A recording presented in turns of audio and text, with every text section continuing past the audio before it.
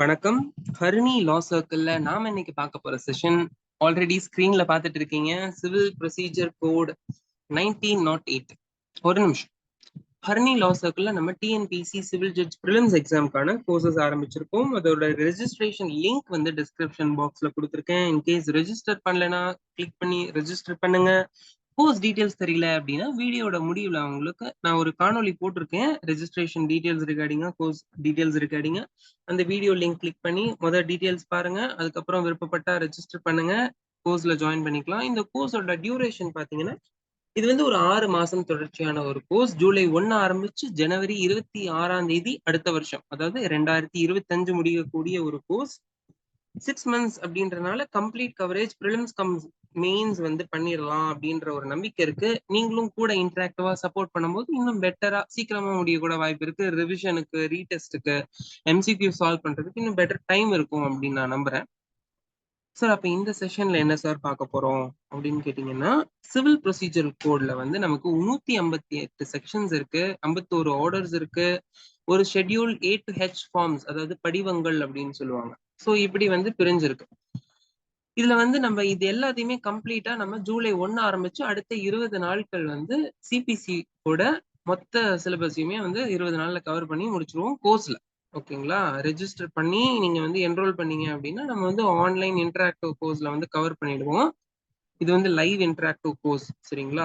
இதோட recorded videos வந்து உங்களுக்கு உங்களோட ஜிமெயில் அக்கௌண்ட்ல நம்மளோட சேனல்ல அன்லிஸ்டட் வீடியோவா அப்லோட் பண்ணப்பட்டிருக்கும். எப்ப வேணாலும் போன்லயோ, கம்ப்யூட்டர்லயோ, டேப்லயோ எங்க இருந்து வேணாலும் நீங்க பார்த்து படிச்சுட்டே இருக்கலாம். ஓகேங்களா? எந்த வித டிஸ்ட்ராக்ஷனும் இல்லாம நீங்க வந்து படிக்கலாம். இந்த செஷன்ல என்ன பார்க்க போறோம் அப்படின்னா, சிவில் ப்ரொசீஜரல் கோடோட ஒரு பகுதியை தான் பார்க்க போறோம். சார், ஒரு பகுதினா அப்போ வந்து பார்ட் 1 பிரிலிமினரி பார்ட் முடிச்சிருவோமா சார் இன்னைக்கு அப்படின்னு கேட்டீங்கன்னா கிடையவே கிடையாது. பார்ட் 1 ஆரம்பிச்சு பார்ட் 11 கம்ப்ளீட்டா முடிக்கிறோம். பார்ட் 11னா புரியல சார். செக்ஷன் 1 ஆரம்பிச்சு செக்ஷன் 158 வரைக்கும் கம்ப்ளீட்டா முடிக்கிறோம் இன்னைக்கு 1 மணி நேரத்துல. சார், சான்ஸே இல்ல சார். சிபிசினாலே கஷ்டம் சார், டிஃபிகல்ட்டான சப்ஜெக்ட் சார்ன்றீங்களா? கிடையவே கிடையாது. ஹரிணி லா சர்க்கிள் உங்களுக்காக பிரத்யேகமா தயாரிக்கப்பட்ட இந்த காணொலியை பார்த்ததுக்கு அப்புறம் சிவில் ப்ரொசீஜர் கோட் கஷ்டம் அப்படின்னு யார்கிட்டயுமே நீங்க போய் சொல்ல மாட்டீங்க. கோர்ஸ்ல ரெஜிஸ்டர் பண்றவங்க யோசிக்க கூட மாட்டாங்க அது கஷ்டம்னு. சரிங்களா? இதுக்கப்புறம் எந்தவித நேரமும் வேஸ்ட் பண்ணாம டைரக்டா கோட்குள்ள போயிடலாம். ஸோ இந்த கோட்ல நம்ம பார்த்த உடனே ஃப்ரண்ட் ஸ்கிரீன்லயே வந்து 1908 அப்படின்னு போட்டிருக்கு. ஆக்ட் 5 ஆஃப் 1908 அப்படின்னு போட்டிருக்கு. அப்ப இது வந்து யோசிச்சாலே புரியுது நமக்கு வந்து இது இண்டிபெண்டன்ஸ் வரதுக்கு முன்னாடி உள்ள ஒரு ஆக்ட் கோட் அப்படின்னு. இது பேசிக்கலா ஆக்ட் தான். ஆக்ட் 5னா என்ன? எல்லாமே ஆக்ட் தான். நம்ம ஊர்ல வந்து பாஸ் ஆகிற எல்லா கோட்ஸுமே உங்களுக்கு வந்து ஒரு ஆக்ட் அப்படிதான். ஸோ இந்த ஆக்ட் 5 ஆஃப் 1908 என்னன்னு சொல்லிடுறேன் ஃபர்ஸ்ட். இப்ப 2024ல முதல்ல ஒரு ஆக்ட் வந்து பிரசிடென்ட் அசன்ட் கொடுக்குறாரு அப்படின்னா அது ஆக்ட் 1 ஆஃப் 2024. 2023ல முதல்ல ஒரு ஆக்ட் பாஸ் பண்றாங்க, அசன்ட் கொடுக்குறாரு அப்படின்னா அது ஆக்ட் 1 ஆஃப் 2023. இப்ப 1908ல 5வது ஆக்டா வந்து பாஸ் பண்ண ஒரு ஆக்ட் தான் இந்த ஆக்ட் 5 ஆஃப் 1908. சார், இது வந்து இண்டிபெண்டன்ஸ் வாங்குறதுக்கு முன்னாடி உள்ள ஒரு கோடு. இதுல பிரசிடென்டே இல்லையே அப்படின்னு கேட்டீங்கன்னா இந்த டீடைல்ஸ் எல்லாம் கோர்ஸுக்கு வாங்க, கம்ப்ளீட் கவரேஜ் அங்க இருக்கும். சரிங்களா? அப்ப 1908க்கு முன்னாடி சிவில் ப்ரொசீஜர் ஆக்ட் கோடு எதுவுமே இல்லையா? சிவில் ப்ரொசீஜர் எப்படி போயிட்டு இருந்தது, ஏன் இது வந்தது, யார் கொண்டு வந்தா, இந்த டீடைல்ஸ் எல்லாம் தெரிஞ்சுக்கணும்ல. கரெக்டுங்களா? 1600ல பிரிட்டிஷர்ஸ் இந்தியாக்குள்ள வரும்போது ஈஸ்ட் இந்தியா கம்பெனியா உள்ள வந்தாங்க. அதுக்கப்புறம் மெதுவா ரூல் பண்ண ஆரம்பிச்சாங்க. ஈஸ்ட் இந்தியாவோட கம்பெனியோட ரூலிங் வந்து கிரவுன் கிட்ட போனதுக்கு அப்புறம், அதாவது இங்கிலாந்துல கிரவுன் கிட்ட ரூலிங் போனதுக்கு அப்புறம், இந்தியா மாதிரியான ப்ராவின்சஸோட ரூலிங் கிரவுன் கிட்ட போனதுக்கு அப்புறம் ராபர்ட் கிளைவ்ன்றவரு இந்தியால பிரிட்டிஷ் ராஜா இதை கொண்டு வந்துட்டாங்க. ஓகேங்களா? சோ பிரிட்டிஷ் ராஜா கொண்டு வந்ததுக்கு அப்புறம் என்ன ஆச்சு, எப்ப கொண்டு வந்தாங்கன்னு கேட்டீங்கன்னா 1858ல பிரிட்டிஷ் ராஜா ஆக்குறாங்க. சிவில் ப்ரொசீஜர் கோட் 1859ல வெளியில வருது. ஏன் வெளியில வருது? ஏன் இந்த சிவில் ப்ரொசீஜர் கோட் தேவைப்பட்டது இமிடியேட்டா? ரூலிங் பண்ண ஆரம்பிச்ச அடுத்த வருஷமே ஒரு புது கோட் ஏன் தேவைப்பட்டுச்சு அப்படின்னு கேட்டீங்கன்னா, முக்கியமா லேண்ட் தகராறு தான் நம்ம ஊர்ல பெரிய தகராறு. அதுக்காக தான் இந்த சிவில் ப்ரொசீஜரே வந்திருக்குன்னு கூட சொல்லலாம். சரிங்களா? ஜமீன்தாரி சிஸ்டம் முக்கியமான ஒரு நெகட்டிவான ஒரு விஷயம். அதுக்கப்புறம் வேரியஸ் ரியாட்ஸ்க்கு அப்புறம் ரியாத் வாரி வந்தது, மஹல்வாரி சிஸ்டம். இந்த மாதிரி வரும்போது லேண்டு ஒரு குறிப்பிட்ட ஜமீன்தாஸ் கையில, ராஜாக்கள் கையில மட்டும், ராஜாக்கள் கையில, ஜமீன்தாஸ் கையில மட்டுமே இருந்த ஒரு ப்ராப்பர்ட்டியாவே இருந்தது. இதை வந்து எல்லாருக்கும் பிரிச்சு கொடுக்கணும் அப்படின்ற ஒரு நோக்கத்துல ரயத் வாரி சிஸ்டம் அப்படின்னு கொண்டு வரும். இது எல்லாமே நம்ம வந்து கோர்ஸ்ல இன்னும் டீட்டெயில்டா நான் உங்களுக்கு எக்ஸ்பிளைன் பண்றேன். ஓகேங்களா? கவலையே வேண்டாம். ரயத் வாரி சிஸ்டம் அப்படின்ட்டு ரயத்ஸ் அப்படின்னா அதோட பேசிக் மீனிங் என்ன அப்படின்னா தனித்தனி parcels of land. Rayat one Rayat அப்படின்னா ஒரு குறிப்பிட்ட ஒரு சின்ன பார்சல் ஆஃப் லேண்ட். அப்ப பெரிய பெரிய பகுதிகளா இருந்த லேண்ட சிறு சிறு பகுதிகளாக்கி ஒரு சீலிங் லிமிட் மாதிரி கொண்டு வந்து நீ இத்தனை ஒரு ஒரு லேண்டு தான் வச்சுக்க முடியும், நீ இவ்வளவு லேண்டு தான் வச்சுக்க முடியும் அப்படின்னு பிரிச்சு கொடுத்தாங்க. இந்த மாதிரி சிஸ்டம்ஸ் எல்லாம் வர ஆரம்பிச்சது. இந்த மாதிரி சிஸ்டம்ஸ் வர ஆரம்பிச்சப்ப நம்ம ஊர்ல இருந்த சில ஜமீன்தாருங்க இன்னும் அதுக்கு மேல இருக்கிறவங்க இவங்களுக்கு எல்லாம் பெரிய கோவம்.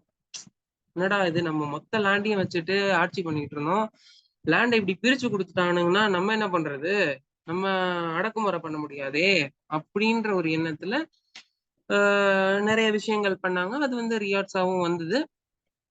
அதுக்கப்புறம் நம்ம இந்தியாவோட இண்டிபெண்டன்ஸ் கிடைச்சது. ஆனா இண்டிபெண்டன்ஸ் கிடைச்சது நல்ல விஷயம்தான். ஆனா நமக்கு பிரிட்டிஷர்ஸ் வந்ததையும் நல்ல விஷயம் இருக்கு. இந்த மாதிரி நல்ல நல்ல கோட்ஸ் எல்லாமே நமக்கு டிராஃப்ட் பண்ணி கொடுத்துட்டு போனது வந்து ரொம்ப பெரிய விஷயம், பாராட்டுக்குரிய விஷயம் கூட. எப்பவுமே மனசுல வச்சுக்கணும். நம்ம கட்டின பில்டிங்ஸை வந்து எப்படி வந்து வெளிநாடுகள்ல இன்னுமே இருக்கோ, யூஸ் பண்ணிட்டு இருக்காங்களோ, நம்மள வந்து இன்னுமே ஞாபகம் வச்சுட்டு இருக்காங்களோ, அதே மாதிரி பிரிட்டிஷர்ஸ் உருவாக்குன இந்த கோடை வந்து நம்ம எப்பவுமே ஞாபகம் வச்சிருக்கணும். இதுல மாற்றங்கள் வரும். இந்த 3 புதிய கிரிமினல் லாலாம் வருது, இது எல்லாமே மாற்றங்கள் தான். இந்த மாற்றங்களை தாண்டி பழசு எப்பவுமே நிலையா நிற்கும். ஹர்னி லா சர்க்கிள்ல நீங்க நம்ம ஷார்ட்ஸ்ல பாத்துருந்தீங்கன்னா நிறைய ஓல்டு சாங்ஸ் வந்து நம்ம போட்டுட்டு இருப்போம். கரெக்ட்டுங்களா? ஏன்னா பழைய நினைவுகள் இன்னுமே பெட்டரா இருக்கு அப்படின்ற ஒரு எண்ணம் எனக்கு எப்பவுமே இருக்கு. அந்த எண்ணங்களை வந்து திருப்பி கொண்டு வரணும். பழச வந்து மறக்க கூடாது. ஏன்னா ஹிஸ்டரி தான் நம்ம. ஹிஸ்டரியை விட்டுட்டு நம்ம இல்லைல்ல. ஸோ பழசுல வந்து பிரிட்டிஷர்ஸும் ஒரு முக்கியமான பங்கு வந்து அமைக்கிறாங்க, சட்டத்துல முக்கியமா. ஸோ சிவில் ப்ரொசீஜர் 1 மணி நேரத்துல முடிக்கிறேன்னு சொன்னேன். ஆல்ரெடி ஒரு 10 நிமிஷம் போயிருக்குன்னு நினைக்கிறேன். ஹிஸ்டாரிக்கல் பேக்ரவுண்டுக்கு நம்ம 10 நிமிஷம் ஸ்பெண்ட் பண்றது தப்பே இல்லைங்க. சரிங்களா? தப்பே இல்லை. ஸோ 1908 பழைய கோடு எல்லாமே சொல்லிட்டேன். பிரிட்டிஷ் ராஜ் கம்ப்ளீட்டா சொல்லிட்டேன். ஸோ சிபிசியோட செக்ஷன்ஸ்குள்ள போயிடலாம்.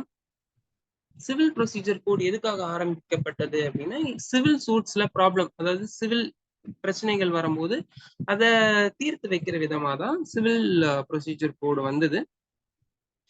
இது எப்ப அமலுக்கு வருது அப்படின்னா 1 ஜனவரி 1909, அடுத்த வருஷம் ஆக்ட் எஃபெக்டுக்கு வந்து பாஸ் பண்ணதுக்கு ஒரு அடுத்த வருஷம் வந்து வருது. இதுல 6 அமெண்ட்மெண்ட் கொண்டு வராங்க. 1951, 56, 76, 99, 2002, 2015 எல்லாம் அமெண்ட்மெண்ட்ஸ் கொண்டு வராங்க. இதுல முக்கியமா நீங்க வந்து கவனிக்க வேண்டிய 3 அமெண்ட்மெண்ட்ஸ் என்ன அப்படின்னா 1959, 1 ஏப்ரல் ஆஃப் 1959. ஏன்னா எக்ஸாம்ல வந்து டைரக்டா கேட்பாங்க உங்களுக்கு ப்ரிலிம்ஸ்ல. சிவில் ப்ரொசீஜர் கோட் 1908ல 1 அமெண்ட்மெண்ட் என்னைக்கு வந்தது அப்படின்னு கேட்டுட்டு 1 ஏப்ரல், 1 ஜனவரி, 1 பிப்ரவரி, 1 ஜூலை. கன்ஃபியூஷனா? ஸோ 1951, 1 ஏப்ரல் 1951 ஞாபகம் வச்சுக்கோங்க. உங்களுக்கு கோர்ஸ்ல வந்து கிளாஸ் எடுக்க எடுக்க ப்ரிலிம்ஸ்ல என்ன கொஸ்டின் வரும் அப்படின்றதையும் நான் கோர்ஸ்ல சொல்லுவேன். Historical background, interlinking of laws, limitation ஆக்டோட லிங்க் ஆகுது அப்படின்னா அந்த ஆக்ட்ல என்ன சொல்லுது அப்படின்ட்டு நம்ம ரெஃபர் பண்றது, நெகோஷியபிள் இன்ஸ்ட்ருமெண்ட்ஸ் ஆக்ட்ல என்ன சொல்லுது அப்படின்னா அதை ரெஃபர் பண்ணுவோம். எல்லாமே வந்து நம்ம கோர்ஸ்ல பார்ப்போம். இதுல வந்து 1 hour லைவ் செஷன்ல வந்து நம்ம பிளண்டா வந்து செக்ஷன்ஸ்ல என்ன சொல்லுது அதோட அண்டர்ஸ்டாண்டிங் ஒரு ஓவர் வியூ கம்ப்ளீட்டா பார்த்துருவோம். 2வது முக்கியத்துவம் பெறக்கூடிய 2 அமெண்ட்மெண்ட்ஸ் பாத்தீங்கன்னா 1999, 2002. ஏன் அப்படின்னு பாத்தீங்கன்னா 2 அமெண்ட்மெண்ட்டுமே ஒரே டேட்ல இருக்கு சார் அப்படின்னு சொல்லாதீங்க. இந்த 2 அமெண்ட்மெண்ட்டுமே மாலமெத் கமிட்டி அப்படின்ற ஒரு கமிட்டி யூனியன் ஃபார்ம் பண்றாங்க. இந்த கமிட்டியோட ரெக்கமெண்டேஷன் மூலியமா வரக்கூடிய 2 அமெண்ட்மெண்ட்ஸ். அதனால இந்த 2 அமெண்ட்மெண்ட் முக்கியத்துவம் பெறுது, ஞாபகம் வச்சுக்கோங்க. இந்த ப்ரொசீஜர் கோட் எப்படி, இதோட நேச்சர் என்ன, எல்லா விஷயத்துக்கும் ஒரு நேச்சர்னு இருக்கும்ல. இப்ப பேங்கிங் அப்படின்னு எடுத்தீங்கன்னா பேங்க்ஸுக்குன்னு ஒரு நேச்சர் இருக்கும். ஆர்பிஐ அப்படின்னு எடுத்தீங்கன்னா அதுக்கு ஒரு நேச்சர், சென்ட்ரலைஸ்டு பேங்கிங் சிஸ்டம் இருக்கு. வேற என்ன பேங்கிங்னா எல்லா பேங்க்ஸையும் பேங்கர் ஆஃப் பேங்க்ஸ். ஸோ இந்த மாதிரி அதுக்குன்னு ஒரு நேச்சர் இருக்குல்ல, ஒரு கேரக்டரிஸ்டிக். அதே மாதிரி சிவில் ப்ரொசீஜர் கோடுக்குமே ஒரு கேரக்டரிஸ்டிக் இருக்கு, 2-3 இருக்கு. முதல் கேரக்டரிஸ்டிக் நேச்சர் என்னன்னு பார்த்தோம்னா, இது ஒரு ப்ரொசீஜரல் லா. நமக்கு லால 2 விஷயங்கள் இருக்கு, சப்ஸ்டான்டிவ் லா, ப்ரொசீஜரல் லான்னு 2 இருக்குன்னு உங்களுக்கு தெரியும். இதுல ப்ரொசீஜரல் லா இது. ஏன் ப்ரொசீஜர்? ஏன்னா உங்களுக்கு ஒரு கேஸ் எப்படி கோர்ட்ல ஃபைல் பண்ணணும், அந்த கோர்ட்ல கேஸை ஃபைல் பண்ணதுக்கு அப்புறம் அதை எப்படி வித்ட்ரா பண்ணணும், ஒருவேளை ஜட்மெண்ட் தப்பா வந்துருச்சு, இல்ல இன்னுமே பெட்டரான ஆர்டர்ஸ் எக்ஸ்பெக்ட் பண்றேன் அப்படின்னா ரிவ்யூ போறது, ரெஃபரன்ஸ் போறது, ரிவிஷன் போறது, அப்பீல்ஸ் போறது அப்படின்னு உங்களுக்கு ஒரு விஷயத்துல, ஒரு கேஸ்ல பிரச்சனை வந்ததுன்னா அந்த கேஸ கோர்ட்ல என்னெல்லாம் பண்ண முடியுமோ எல்லா விஷயத்தையுமே தெளிவா சொல்லக்கூடிய ஒரு ப்ரொசீஜரல் கோட் தான் இது. இன்கேஸ் உங்களுக்கு வந்து சாட்டிஸ்பாக்டரியா இல்ல அப்படின்னா ரெமடிஸுமே இதுல வந்து இருக்கும். சரிங்களா? சோ அதனால இது ஒரு ப்ரொசீஜரல் லா. எக்ஸாஸ்டிவ் லா அப்படின்ற வார்த்தைக்கும் கன்சாலிடேட்டிங் ஸ்டாட்யூட் அப்படின்றதுக்கும் நிறைய ஸ்டூடெண்ட்ஸ் வந்து கன்ஃபியூஷன் ஃபேஸ் பண்றீங்க. எக்ஸாம்ல எழுதும் போது சம்டைம்ஸ் கொஸ்டினோட ஃபார்மேட் வந்து ஒரு எக்ஸாஸ்டிவ் லா அப்படின்ற மாதிரி எழுதுங்க அப்படின்ற மாதிரி கேட்கப்பட்ட கேள்விக்கு கன்சாலிடேட்டிங் ஸ்டாட்யூட் லெவலுக்கு ஆன்சர் எழுதி முடிச்சிடுறீங்க. எக்ஸாமினர்ஸ் ஒரே கோடு போட்டுருவாங்க, மேல இருந்து கீழே வரைக்கும் ஒரு அடி அடிச்சிருவாங்க. பண்ணாதீங்க, தெளிவா ஃபர்ஸ்ட் அண்டர்ஸ்டாண்டிங் கொண்டு வாங்க. எக்ஸாஸ்டிவ் லா அப்படின்றது ஒரு சட்டத்தை காம்ப்ரிஹென்சிவா கொண்டு வர்றது. எப்படி கேஸை எப்படி ஆரம்பிக்கணும், பிளைண்ட் கோர்ட்ல ஃபைல் பண்ணணும், ஒருவேளை ஆர்டர் வந்துருச்சு எப்படி அப்பீல் போகணும், முதல்ல இருந்து ஆர்டர் வந்த வரைக்கும், அதுக்கப்புறம் அப்பீல் போய் ஆர்டர் வர வரைக்கும் கிளியரா இருக்கா, எல்லாமே கொடுத்துட்டாங்களா, சம்மன்ஸ் எப்படி கூப்பிடுறது, ரிட்டர்ன் ஸ்டேட்மெண்ட் எப்படி ஃபைல் பண்றது, ரிட்டர்ன் ஸ்டேட்மெண்ட் ஃபைல் பண்ண லேட் ஆயிடுச்சு அப்படின்னா கண்டோன் தி டிலே பெட்டிஷன் எப்படி ஃபைல் பண்றது அப்படின்னு கம்ப்ளீட் ப்ரொசீஜரையுமே எக்ஸாஸ்டிவா கவர் பண்ணிருப்பாங்க. இது பெரிய எக்ஸாஸ்டிவ்ல மீனிங் இப்ப புரிஞ்சுதா? அப்ப கன்சாலிடேட்டிங் ஸ்டாட்யூட் அப்படின்னா என்ன? ஒருங்கிணைக்கப்பட்ட. எக்ஸாஸ்டிவ்ன்றது காம்ப்ரஹென்சிவ், கன்சாலிடேட்டிங்ன்றது ஒருங்கிணைக்கப்படுதல். பல ஆக்ட ஒருங்கிணைச்சு ஒரே ஆக்டா கொண்டு வந்திருக்காங்க. எக்ஸாம்பிளுக்கு சொல்லணும் அப்படின்னா, இப்ப சம்மன்ஸ் எப்படி சம்மன்ஸ் பண்றது அப்படின்ற ஒரு விஷயத்த தனியா கொண்டு வரதுக்கு பதிலா சம்மன்ஸையுமே ஒரு பகுதி ஆக்கிட்டாங்க அப்படின்னா, உங்களுக்கு வந்து ஒரு ஒரு கோடோட ஒரு பகுதி ஆக்கிட்டாங்கன்னா உங்களுக்கு கன்சாலிடேட் பண்ணிட்டாங்கல்ல. இன்னொரு விஷயம், இது வந்து எக்ஸாஸ்டிவ் அப்படின்னு வச்சுக்கோங்க. இப்போ நெகோஷியபிள் இன்ஸ்ட்ருமெண்ட்ஸ்ல ஒரு பிரச்சனை வருது, அது சிவில் லா தானே. இப்ப வந்து உங்களுக்கு லேண்ட் ரிலேட்டடா ஒரு பிரச்சனை வருது, சிவில் லா தானே. அப்ப அது லேண்ட் லாஸ் எல்லாம் தனியா இருக்குல்ல.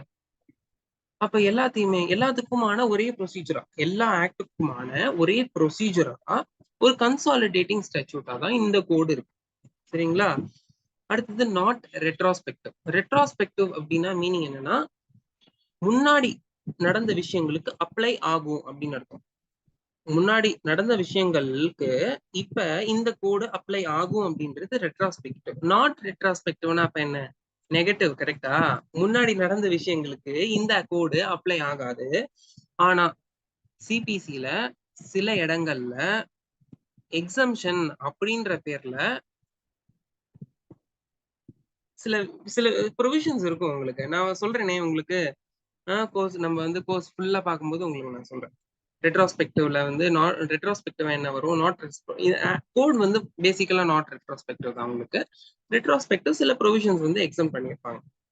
Part of concurrent list entry 13. Concurrent list sir, சிபிசில கன்கரண்ட் லிஸ்ட் இல்லையே சார். கரெக்ட் தான். கன்கரண்ட் லிஸ்ட் எங்க இருக்கு? அப்ப கான்ஸ்டிடியூஷன்ல என்ட்ரி 13ல இருக்கு. கான்ஸ்டிடியூஷன்ல கன்கரண்ட் லிஸ்ட்ல என்ட்ரி 13 கீழே சிவில் ப்ரொசீஜர் கோட் பார்ட்டாவே இருக்கு. அப்ப கன்கரண்ட் லிஸ்ட் அப்படின்னா என்ன? ஸ்டேட் யூனியன் ரெண்டு பேருமே இதுல உள்ள லாஸை வந்து அமெண்ட் பண்ணலாம். அது ரூல்ஸா இருக்கட்டும், ஆர்டர்ஸா இருக்கட்டும், இல்ல வந்து செக்ஷன்ஸா இருக்கட்டும், இத வந்து மாற்றங்களுக்கு உட்படுத்தலாம். யாரு? ஸ்டேட் அண்ட் யூனியன் ரெண்டுமே. இப்ப வேற ரெண்டு லிஸ்ட் என்ன இருக்கு கான்ஸ்டிடியூஷன்ல அப்படின்னா, ஷெட்யூல்ல state list, union list. State list state மட்டும் தான் அமெண்ட் பண்ண முடியும், யூனியன் லிஸ்ட் யூனியன் மட்டும் தான் அமெண்ட் பண்ண முடியும். ஸோ இது பேசிக்கா கேரக்டரிஸ்டிக்ஸ். இதுல என்னென்ன இருக்கு அப்படின்னு ஆல்ரெடி உங்களுக்கு சொல்லிட்டேன். 188 செக்ஷன்ஸ் இருக்கு, 51 ஆர்டர்ஸ் இருக்கு, 11 பகுதிகளா பிரிஞ்சிருக்கு. இந்த 11 பகுதிகளையும் தான் முழுசா நம்ம பார்க்க போறோம். முதல் ஷெட்யூல் ஒண்ணு இருக்கு. இந்த ஷெட்யூல்ல 8H உடையிலான படிவங்கள் இருக்கு. இப்ப செக்ஷன்ஸ்ல வந்து அமெண்ட்மெண்ட் யாரு கொண்டு வரலாம் அப்படின்னா, பார்லிமெண்ட், ஸ்டேட் லெஜிஸ்லேச்சர் ரெண்டு பேருமே கொண்டு வரலாம். ஆர்டர்ஸ்ல அப்ப அமெண்ட்மெண்ட் யாரு பண்ணலாம்? பார்லிமெண்ட், ஸ்டேட் லெஜிஸ்லேச்சர், இல்ல ஹைகோர்ட் கூட பண்ணலாம். ஹைகோர்ட் கூட அந்த பர்டிகுலர் ஸ்டேட் ரிலேட்டடா ஒரு கேஸ் வருது அப்படின்னா, அந்த கேஸ்ல வந்து அமெண்ட்மெண்ட் கிரியேட் பண்ணி அந்த ஸ்டேட்டுக்கு மட்டும் அந்த லாவை வந்து லைட்டா மாடிஃபை பண்ணி வச்சுக்கலாம். சரிங்களா? இப்ப செக்ஷன்ஸ்க்கும் ஆர்டர்ஸ்க்கும் நடுவுல ஒரு கான்ஃபிளிக்ட், ஒரு பர்டிகுலர் ப்ரொவிஷன் ஆஃப் லால. அப்ப எது ப்ரிவைல் ஆகும் அப்படின்னு கேட்டீங்கன்னா, செக்ஷன்ஸ் தான் ப்ரிவைல் ஆகும். ஏன் செக்ஷன்ஸ் ப்ரிவைல் ஆகும்? ஆர்டர்ஸ் ஏன் ப்ரிவைல் ஆகாது? ஒரு விஷயம் கவனிச்சீங்கன்னா, பேசிக்கா நான் சொன்னதுல இருந்து நீங்க எடுத்துக்கலாம். அமெண்ட்மெண்ட் வந்து parliament, state legislature, high court amend பண்ணலாம். ஆனா செக்ஷன்ஸ பார்லிமெண்ட், ஸ்டேட் லெஜிஸ்லேச்சர் தவிர யாராலையும் அமெண்ட் பண்ண முடியாது. அதுலயே நமக்கு தெரிஞ்சிருக்கணும், டிவிஷன் ஆஃப் பவர் படிச்சிருக்கீங்களா? ஜூரிஸ்ப்ரூடன்ஸ்ல division of power, executive, legislative, judiciary ஞாபகம் வருதா? கொஞ்சம் பழசெல்லாம் தட்டி எடுக்க வேண்டியதா இருக்கு. சரிங்களா? அப்ப ஹைகோர்ட்டுக்கு ஒரு அமெண்ட்மெண்ட் பவர் இருக்கு அப்படின்னாலே அது கொஞ்சம் ஏதோ வீக்கான ஒரு ஒரு ரூலா தானே கன்சிடர் பண்ணப்படும். லெஜிஸ்லேட்டிவ்க்கு இருக்கக்கூடிய ஒரு பவர் ஜுடிஷியரிக்கு கொடுத்துருக்காங்க அப்படின்னா காம்ப்ரமைஸ் பண்ணியிருக்காங்க. அதாவது இவங்களோட பவர்ஸ்ல இவங்க இன்டர்ஃபியர் பண்ணலாம் இந்த ஆர்டர்ஸ்க்கு மட்டும் அப்படின்ற மாதிரி இருக்குல்ல. அப்படி இருந்ததுன்னா லெஜிஸ்லேச்சரோ இல்ல பார்லிமெண்டோ ஃப்ரேம் பண்ண லா தானே சுப்பீரியரா இருக்கும். அப்போ ஆப்வியஸா செக்ஷன்ஸ் தான் உங்களுக்கு ப்ரிவேல் ஆகும் கான்ஃபிளிக்ட் வந்ததுன்னா. ஏன்னா sections fundamental procedure of civil code, whereas orders are it deals only with the procedures for using these fundamental principles of a civil code. சரியா? ஸோ ஃபண்டமெண்டல் ப்ரொசீஜரை வந்து மாற்ற முடியாது. ஆர்டர்ஸ்ல இருக்கிற டிஸ்கிரிபன்சிஸ்க்காக செக்ஷன்ஸ்ல இருக்கிற விஷயங்களை மாற்ற முடியும். நம்ம ஃபர்ஸ்ட் ஸ்லைடுக்காக தான் நம்ம வந்து இவ்வளவு டைம் ஸ்பெண்ட் பண்றோம். அடுத்தடுத்த ஸ்லைட்ஸ் வந்து டக்கு டக்குன்னு போயிடலாம். ஸோ காஸ் ஆஃப் ஆக்ஷன், ரெண்டாவது point cause of action. Civil கேசஸ்ல வந்து காஸ் ஆஃப் ஆக்ஷன் ரொம்ப முக்கியம். கிரிமினல் கேசஸ்ல அஃபென்ஸ் எங்க நடந்தது அப்படின்றது எந்த அளவுக்கு முக்கியமோ, அஃபென்ஸ்ல யார் யார் ஈடுபட்டாங்க அப்படின்றது எந்த அளவுக்கு முக்கியமோ, அதே அளவுக்கு சிவில் கேசஸ்ல காஸ் ஆஃப் ஆக்ஷன், எதனால இந்த பிரச்சனை வந்தது, எதனால இந்த சொத்து தகராறு வந்தது, எதனால இந்த சிவில் டிஸ்பியூட் வந்தது இவங்க ரெண்டு பேருக்குள்ள, இவங்களுக்குள்ள, இந்த கம்பெனிஸ்குள்ள அப்படின்ற விஷயங்கள் காஸ் ஆஃப் ஆக்ஷன். அப்ப காஸ் ஆஃப் ஆக்ஷன் சொல்லும் போது ரெண்டு பேர் இருப்பாங்க. ரெண்டு பேருக்குள்ள பிரச்சனை இல்லை. அந்த ரெண்டு பேர் என்ன? Plaintiff, defendant. பிளெயின்டிஃப் என்ன ஃபைல் பண்ணுவாரு? பிளெயின்ட் ஃபைல் பண்ணுவாரு. டிஃபெண்டன்ட் என்ன ஃபைல் பண்ணுவாங்க? ரிட்டர்ன் ஸ்டேட்மெண்ட் ஃபைல் பண்ணுவாங்க. ஓகேங்களா? ஸோ பிளெயின்டிஃப் வந்து ஆர்டர் 4, 6, 7 வந்து அப்ளை ஆகும். டிஃபெண்டன்ட்டுக்கு வந்து 5, 9, 10 இந்த ஆர்டர்ஸ்லாம் வந்து உங்களுக்கு வந்து ப்ரொவிஷன்ஸ் டீல் பண்ணியிருப்பாங்க.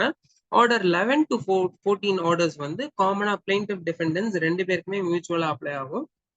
இதெல்லாம் வந்து நம்ம ஆர்டர்ஸ் பார்க்கும்போது தெளிவா பார்க்கலாம். Division of CBC.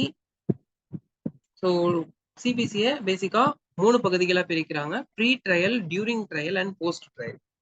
ப்ரீ ட்ரையல்னா ட்ரையலுக்கு முந்தைய சிச்சுவேஷன் என்னெல்லாம் பண்ணணும், ட்ரையல் நடக்கிறப்ப என்னெல்லாம் பண்ணணும், ட்ரையல் முடிஞ்சதுக்கு அப்புறம் என்னெல்லாம் பண்ணணும்.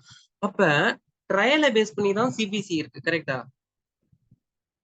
ட்ரையல் ஆரம்பிச்சதுக்கு அப்புறம் உங்களுக்கு வந்து அமெண்ட்மெண்ட் ஆஃப் பிளைண்ட் வந்து அலோவ் பண்ண மாட்டாங்க. But in exceptional circumstances amendment of plaint கூட அலோவ் பண்ணுவாங்க. சரிங்களா? எல்லாத்துக்குமே சிபிசில வந்து எக்ஸப்ஷன்ஸ் இருக்கும். லூப் ஹோல்ஸ் இல்லாம சிபிசி கிடையவே கிடையாது. ஸோ எல்லா விஷயமான எக்ஸப்ஷன்ஸையும் நான் உங்களுக்கு சொல்லிடுவேன். ஸோ பேசிக்கா நம்ம வந்து பார்க்க வேண்டியது சிபிசியில் டிவிஷன் ட்ரையலை பேஸ் பண்ணி தான் பிரிக்கிறாங்க: pre trial, during trial, post trial. Pre ட்ரையல்ல வந்து உங்களுக்கு ஃபர்ஸ்ட் ப்ளீடிங் பிளைண்ட் எல்லாம் ஃபர்ஸ்ட் போயிடும். அதுக்கப்புறம் இன்ஸ்டிடியூஷன் ஆஃப் சூட். ப்ரீ ட்ரையல்லயே 2 விதமா பிரிக்கிறாங்க.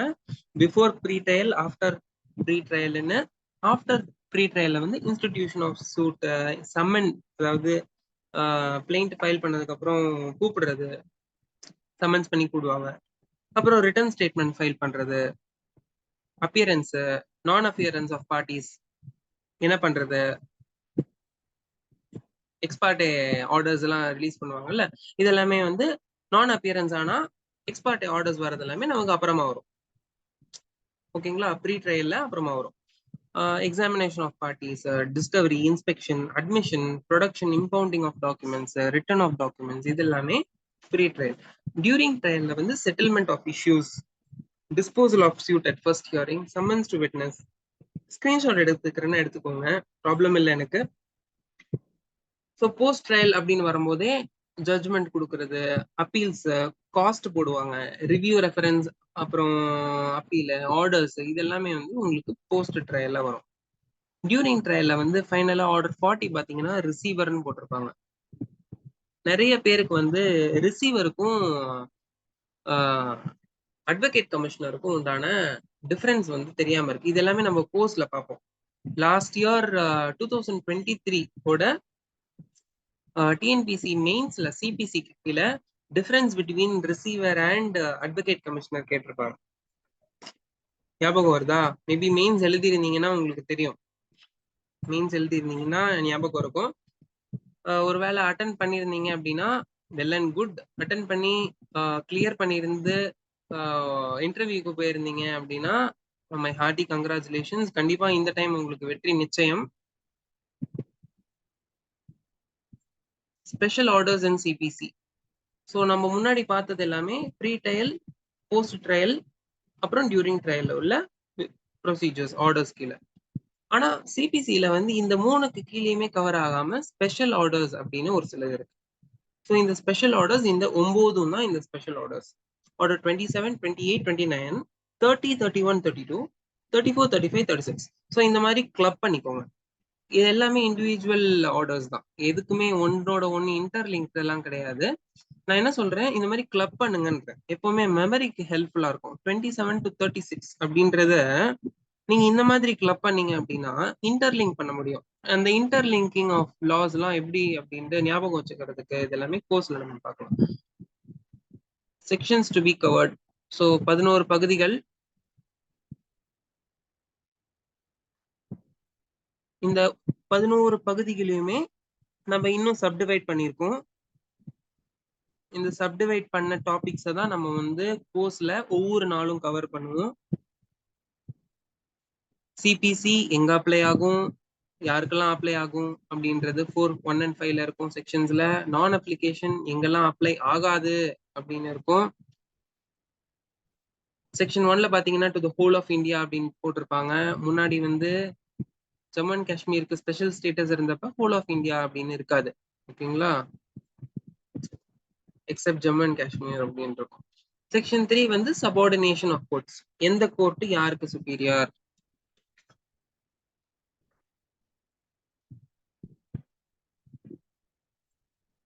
ஜூரிஸ்டிக்ஷன், பிளேஸ் ஆஃப் ஸ்விங், இது எல்லாமே வந்து அடுத்தடுத்த ப்ரொவிஷன்ஸ் ஆஃப் லா தான். நெக்ஸ்ட் சாப்டருக்குள்ள போகுது. பெக்கினரி ஜூரிஸ்டிக்ஷன் எந்த ப்ரொவிஷன்ல வருது? Section 6, 15, 21, 22, 21 clause 2. செக்ஷன் 9 என்ன சொல்லுது? கோர்ட் வந்து எல்லா சிவில் நேச்சர் இருக்கக்கூடிய சூட்டை ட்ரை பண்ணலாம். ஜூரிஸ்டிக்ஷன்ல வந்து 3 ஜூரிஸ்டிக்ஷன் இருக்கு. Pecuniary, territorial and subject matter jurisdiction. So எந்த 3 செக்ஷன்ஸ் எதுக்கு அப்ளை ஆகும்? சில சிவில் நேச்சர் ஷூட்ஸை வந்து கோர்ட்டே பார் பண்ணும். இந்த கோடு வந்து பார் பண்ணுது. பார்னா என்ன? தடை விதிக்குது. எந்த எந்த எந்த எந்த சூட்டுக்கு எக்ஸ்பிரஸா, அதாவது வெளிப்படையா தடை விதிக்குது, எந்த சூட்டுக்கு வந்து இன்டர்னலா, இம்ப்ளைடா தடை விதிக்குது அப்படின்றது எல்லாமே கீழே நம்ம டிராப் டவுன்ல ஃப்ளோ சார்ட்டா வந்துருச்சா உங்களுக்கு? ரெஸ் சப்ஜுடைஸ், ரெஸ் ஜுடிகேட்டா, பார் ஆன் ஃபர்தர் சூட், அதாவது ரெஸ் ஜுடிகேட்டா, ரெஸ் சப்ஜுடைஸ், இந்த டாபிக் எல்லாமே போக போக உங்களுக்கு காமிக்கிறேன் நான். ஓகேங்களா? ட்ரையல்ல வந்து திருப்பி ஒரே ஒரு ஆர்டர் வந்துச்சு அப்படின்னா ஸ்டே ஆஃப் சூட் அது பேஸ் பண்ணதுதான். ட்ரையல் ஸ்டேஜ்ல ஸ்டே பண்ணலாமா, இல்ல வந்து அது இன்ஸ்டிடியூட் பண்றதுக்கே தடையா, இந்த மாதிரி டீடைல்ஸ்லாம் தான் ரெஸ் ஜுடிகேட்டா சப்ஜுடைஸ்ல வரும். Bar on further suit, no objection as to place of suing, இந்த ப்ரொவிஷன்ஸ் எல்லாமே அன்லெஸ் பார்ட் கான்செப்ட்ல வரும். சிவில் நேச்சர் உரிய சூட்ஸ் தான், ஆனா it is barred by the court. Exceptions உங்களுக்கு எல்லாத்தையும் இது பாத்தீங்கன்னா தெரியும், உங்களுக்கு எல்லா ப்ரொவிஷனையும் ஒரே இடத்துல கொண்டு வந்திருப்பேன். நீங்க எக்ஸாம்ல எந்தெந்த கேசஸ்லாம் சிவில் கோர்ட்னால பார் பண்ணப்பட்டிருக்கு, சிவில் நேச்சர் தான் but civil court is barred அப்படின்னு கேட்டாங்க அப்படின்னா செக்ஷன் 10, 11, 12, 21A, 47, 95, 144 அப்படின்னு லைனா ஒரு சினாப்சிஸ் போட்டுட்டு ரெஸ் ஆஃப் ஜுடைஸ்னா என்ன 2 பாயிண்ட், ஜுடிகேட்டானா 2 பாயிண்ட், அடுத்தடுத்த டாபிக் 2 பாயிண்ட் நம்ம ஃப்ளோ சார்ட்ல இருக்குங்க. எல்லாமே நம்மளோட கோர்ஸ்ல கம்ப்ளீட்டா ஒவ்வொரு செக்ஷனுக்கும் இப்ப தெளிவா நீங்க பாப்பீங்க. இந்த மொத்த இதையும் ஒரே ஆன்சரா எழுதி வைங்க, பேஜ் ஃபில் ஆயிடும். ஆன்சர் பக்காவான ஷார்ட் அண்ட் கிறிஸ்ப் ஆன்சர், கதையே கிடையாது. கதை எழுதாம ஆன்சர் எழுதுனீங்கன்னா யாரால மார்க் குறைக்க முடியும் சொல்லுங்க மெயின்ஸ்ல? டெஃபினிஷன்ஸ் செக்ஷன் 2ல கோடுனா என்ன, டிகிரினா என்ன, ஜட்ஜ்னா யாரு, ஜட்ஜ்மெண்ட்னா என்ன, ஜட்ஜ்மெண்ட்ல டிகிரி அண்ட் ஆர்டர் கொடுப்பாங்க, இந்த டிகிரி எங்க போய் கனெக்ட் ஆகுது, ஆர்டர் எங்க கனெக்ட் ஆகுது. ஆர்டர் வந்து ஒரு ஃபார்மல் எக்ஸ்பிரஷன், ரெண்டுமே ஃபார்மல் எக்ஸ்பிரஷன் தான்.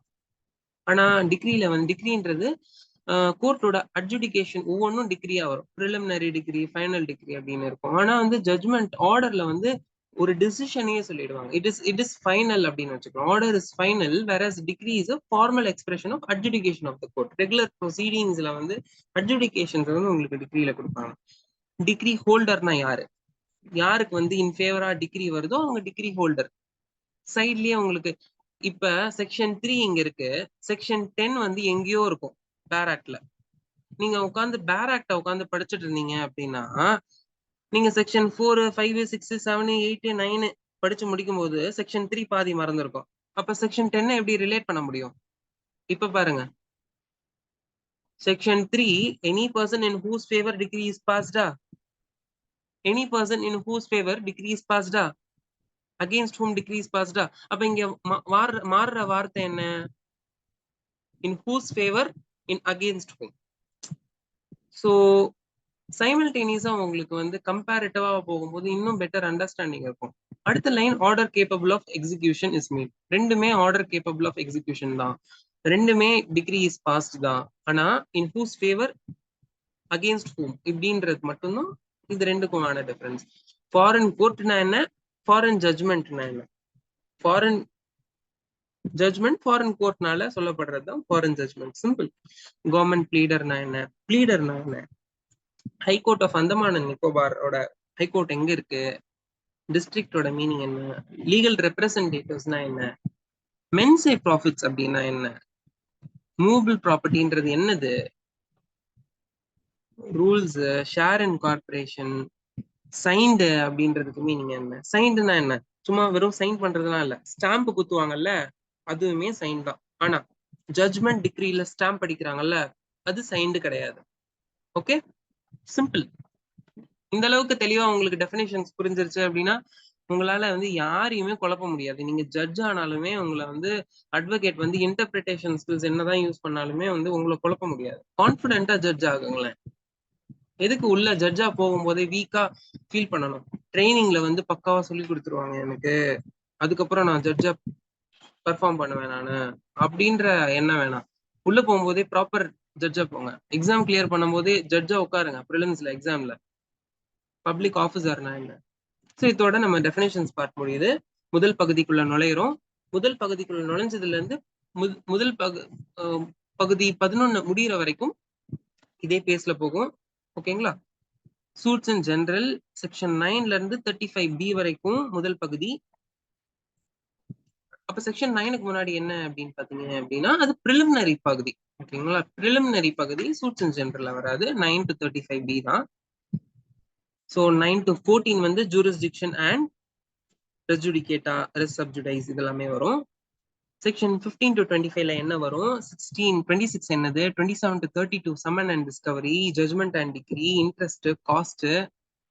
இப்போ வந்து உங்களுக்கு மறுபடியும் செக்ஷன் 9 to 4ல வந்து என்ன? ஜூரிஸ்டிக்ஷன் அண்ட் ரெஸ் ஜுடிகேட்டா ரெஸ் சப்ஜுடைஸ்ல, அதனால அது தனியா ஹெட்டிங் எடுத்து உங்களுக்கு போட்டு செக்ஷன் 9 வந்து என்ன சொல்லுது? பார் எப்ப எக்ஸ்பிரஸா டினே ஆகுது, ரெஸ் ஜுடிகேட்டா என்ன, ரெஸ் சப்ஜுடைஸ்னா என்ன அப்படின்ற பாயிண்ட் வைஸ் கிளாரிட்டி உங்களுக்கு இருக்கு. புரியாதவங்களுக்கு எக்ஸ்பிளனேஷனோட கிளியரா கொடுத்துருக்கேன். சில நேரம் வந்து கன்ஸ்ட்ரக்டிவ் ரெஸ் ஜுடிகேட்டாவோட இன்டர்லிங்க் பண்ணி ரெஸ் ஜுடிகேட்டா கேட்பாங்க. ஷார்ட் ஆன்சர் கேட்டாங்கன்னா ரொம்ப ஈஸியா எழுதிடலாம். லாங் ஆன்சரா கேட்கும்போது ரொம்ப டஃபா ஃபீல் பண்றாங்க நிறைய பேர். இதுல நீங்க பார்க்கக்கூடிய எக்ஸ்பிளனேஷன் பார்ட்ல இருக்கிற ஒவ்வொரு பகுதியுமே ரெஸ் ஜுடிகேட்டாவோட சேர்த்து ஒரு லாங் ஆன்சரா கேட்க வாய்ப்பு இருக்கு. அப்ப நான் இதுல போட்டிருக்கிற கண்டென்ட் மட்டும் உங்களுக்கு பத்துமான்னு கேட்டா, நான் சொல்ற கண்டென்ட்டை நோட்ஸா நீங்க எடுத்துக்கணும். நான் சொல்ற கண்டென்ட் கோர்ஸ்ல தான் என்னால சொல்ல முடியும். ஓகேங்களா? நான் அதனாலதான் கோர்ஸ்ல ரெஜிஸ்டர் பண்ணுங்கன்னு சொல்றேன். ரெஜிஸ்டர் பண்ணல அப்படின்னா நீங்க பெரிய ஒரு ஒரு மேஜர் டிராபேக் வந்து கண்டிப்பா ஃபேஸ் பண்ணுவீங்க. அந்த அந்த இஷ்யூ வந்து ஃபேஸ் பண்ணக்கூடாது அப்படின்றதுக்காக தான் இப்பல இருந்தே நான் ஸ்ட்ரெஸ் அப் பண்ணிட்டு இருக்கேன் உங்களை நான். ரெஜிஸ்டர் பண்ணுங்க அப்படின்னு. சரிங்களா? செக்ஷன் 12 அடுத்த செக்ஷன் 12 வந்து என்னென்ன ரூல்ஸ் இன்க்ளூட் பண்ணுது? இன்ஸ்டிடியூட்டிங் ஆஃப் சோர்ட்ஸ்ல பார் ஆஃப் ஃபர்தர் சோர்ட் எதுக்கு? ஃபாரின் ஜட்ஜ்மெண்ட் வந்து கன்க்ளூசிவ் ஜட்ஜ்மெண்ட் கிடையாது, ஆனா சில இதுல வந்து அது கன்க்ளூசிவ் தான் அப்படின்னு. எந்தெந்த சிச்சுவேஷன்ஸ்ல அது கன்க்ளூசிவ்? உங்களுக்கு வந்து ப்ரிசம்ஷன் ஆஸ் டு ஃபாரின் ஜட்ஜ்மெண்ட்டா இதை ப்ரிசியூம் பண்ணிக்கலாம் அப்படின்ட்டு சொல்லக்கூடிய ஜட்ஜ்மெண்ட்ஸ் எது அப்படின்னு பாத்தீங்கன்னா, certified copy of a foreign judgment court shall presume. எந்த ஜட்ஜ்மெண்ட்? கம்பீட்டன்ட் கோர்ட்டா இருக்கணும், வாண்ட் ஆஃப் ஜூரிஸ்டிக்ஷன் டிஸ்பிளேஸ் ஆகாம இருக்கணும். அடுத்தது வந்து பிளேஸ் ஆஃப் சுவிங். 9 to 14 வந்து நம்ம ஜூரிஸ்டிக்ஷன் அண்ட் ரெஸ் ஜுடிகேட்டா ரெஸ் சப்ஜுடைஸ் பார்த்தோம்ல, ஃபாரின் ஜட்ஜ்மெண்ட் இதெல்லாமே வந்து 14 வரும். பிளேஸ் ஆஃப் சுவிங் எல்லாமே 15 to 20ல வந்துடும். பிளேஸ் ஆஃப் 15 to 20 வந்து ஒரு டேப்லர் காலம்லயே நம்ம வந்து கவர் பண்ணிட்டோம். இதுக்கு வந்து ரொம்ப எக்ஸ்பிளனேஷன் தேவையில்லை. ஏன்னா இதுல வந்து நமக்கு கொஸ்டின்ஸ் வந்து எக்ஸாம்ல வரதே கொஞ்சம் கம்மி தான்.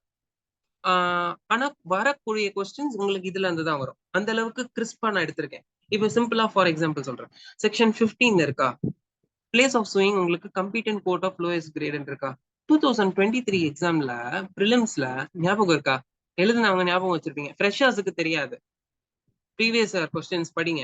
முன்னாடி ஒரு வீடியோ போட்டிருக்கோம் பாருங்க. நேத்து ஒரு வீடியோ வந்திருக்கும் நம்மளோட சேனல்ல. பெர்லின் சார் வந்து உங்களுக்கு தெளிவா எக்ஸ்பிளைன் பண்ணியிருப்பாரு ப்ரீவியஸ் இயர் கொஸ்டின்ஸ் எந்த அளவுக்கு இம்பார்ட்டன்ட் அப்படின்ட்டு. ஃப்ரெஷர்ஸ்க்காக சொல்லிட்டு இருக்கேன். நம்ம ப்ரீவியஸ் இயர்ல 2023 சிவில் ஜட்ஜ் எக்ஸாம்ல வந்து செக்ஷன் 15ல வந்து இந்த கொஸ்டின் நமக்கு டைரக்டா கேட்டிருப்பாங்க. எந்த கோர்ட்ல வந்து பிளேஸ் ஆஃப் சூயிங் வரும் இனிஷியலா அப்படின்னு. Every suit to be court in which every suit to be instituted அப்படின்ட்டு 4 லைன் கொடுத்துருப்பாங்க. அதுல வந்து court competent court of lowest grade தான் ஆன்சர் இருக்கு. ஆன்சர் உங்களுக்கு இருக்குல்ல? நான் சொல்றது புரியுதா உங்களுக்கு? ஒரு ஒரு ப்ரிலிம்ஸ்ல கொஸ்டின் வருது அப்படின்னா அதோட ஆன்சர் இங்க இருக்கும். நீங்க எக்ஸாம்ல முடிச்சதுக்கு அப்புறம் 10 கொஸ்டின் சிபிசில அட்டன் பண்ணி முடிச்சதுக்கு அப்புறம் நம்மளோட மெட்டீரியல வந்து கண்ட்ரோல் ஃபைண்ட் போட்டு தேடினீங்க அப்படின்னா கண்டிப்பா சிபிசில அந்த 10 கொஸ்டினும் நம்ம மெட்டீரியல்ல இருக்கும். எதுக்கு உட்காந்து பல்கியா உட்காந்து புக்ஸ உட்காந்து படிச்சுட்டு இருக்கீங்க? தக்குவானியும் தேவையில்ல, எந்த அவதார் சிங்கும் தேவையில்ல, எந்த பேராக்டோ எந்த ஒரு புக்குமே டெக்ஸ்ட் புக் ரெஃபரன்ஸ் புக்குமே தேவையில்லை. உங்களுக்கு ரெஃபரன்ஸ் புக்லாம் மெயின்ஸுக்கு தேவை. ஆனா மெயின்ஸுக்குமே நான் வந்து உங்களுக்கு எக்ஸ்பிளனேட்டரி கிளாஸ் தான் எடுக்க போறேன். ப்ரொவிஷன் ஆஃப் லால உங்களுக்கு சப்ஜெக்ட் மேட்டர் கொடுத்துட்டு நான் எக்ஸ்பிளைன் பண்றத கிளாஸ்ல உட்காந்து கவனிங்க, நோட்ஸ் எடுங்க. மெயின்ஸ் எக்ஸாம் சூப்பரா எழுதிடலாம். ஓகேங்களா? So section 16, 17, 18, 19, 20 objection as to jurisdiction, when allowed, when not allowed. உங்களுக்கு ஒரு கிளாரிட்டி இருக்கும். இந்த டிஃபரன்ஸ் ஆஃப் கலர்ஸ் இதுல எல்லாம் வந்து கிளாரிட்டி இருக்கும். பார் ஆன் சூட்,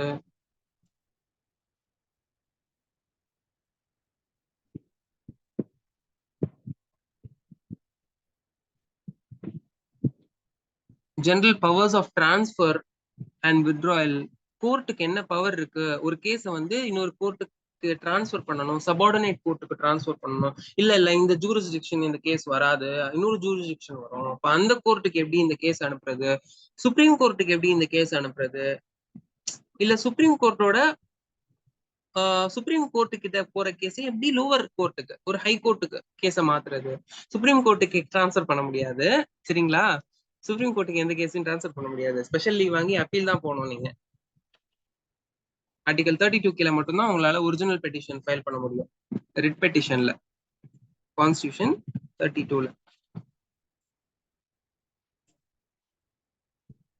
சூட் எங்க இன்ஸ்டிடியூட் பண்ணுவாங்க, அதை எந்த ஆர்டரோட ரீட் பண்ணணும். சார் இதுல வந்து பிளெயின்ட் இதெல்லாம் மிஸ் ஆகுது சார், ரிட்டர்ன் ஸ்டேட்மெண்ட்லாம் காணும்.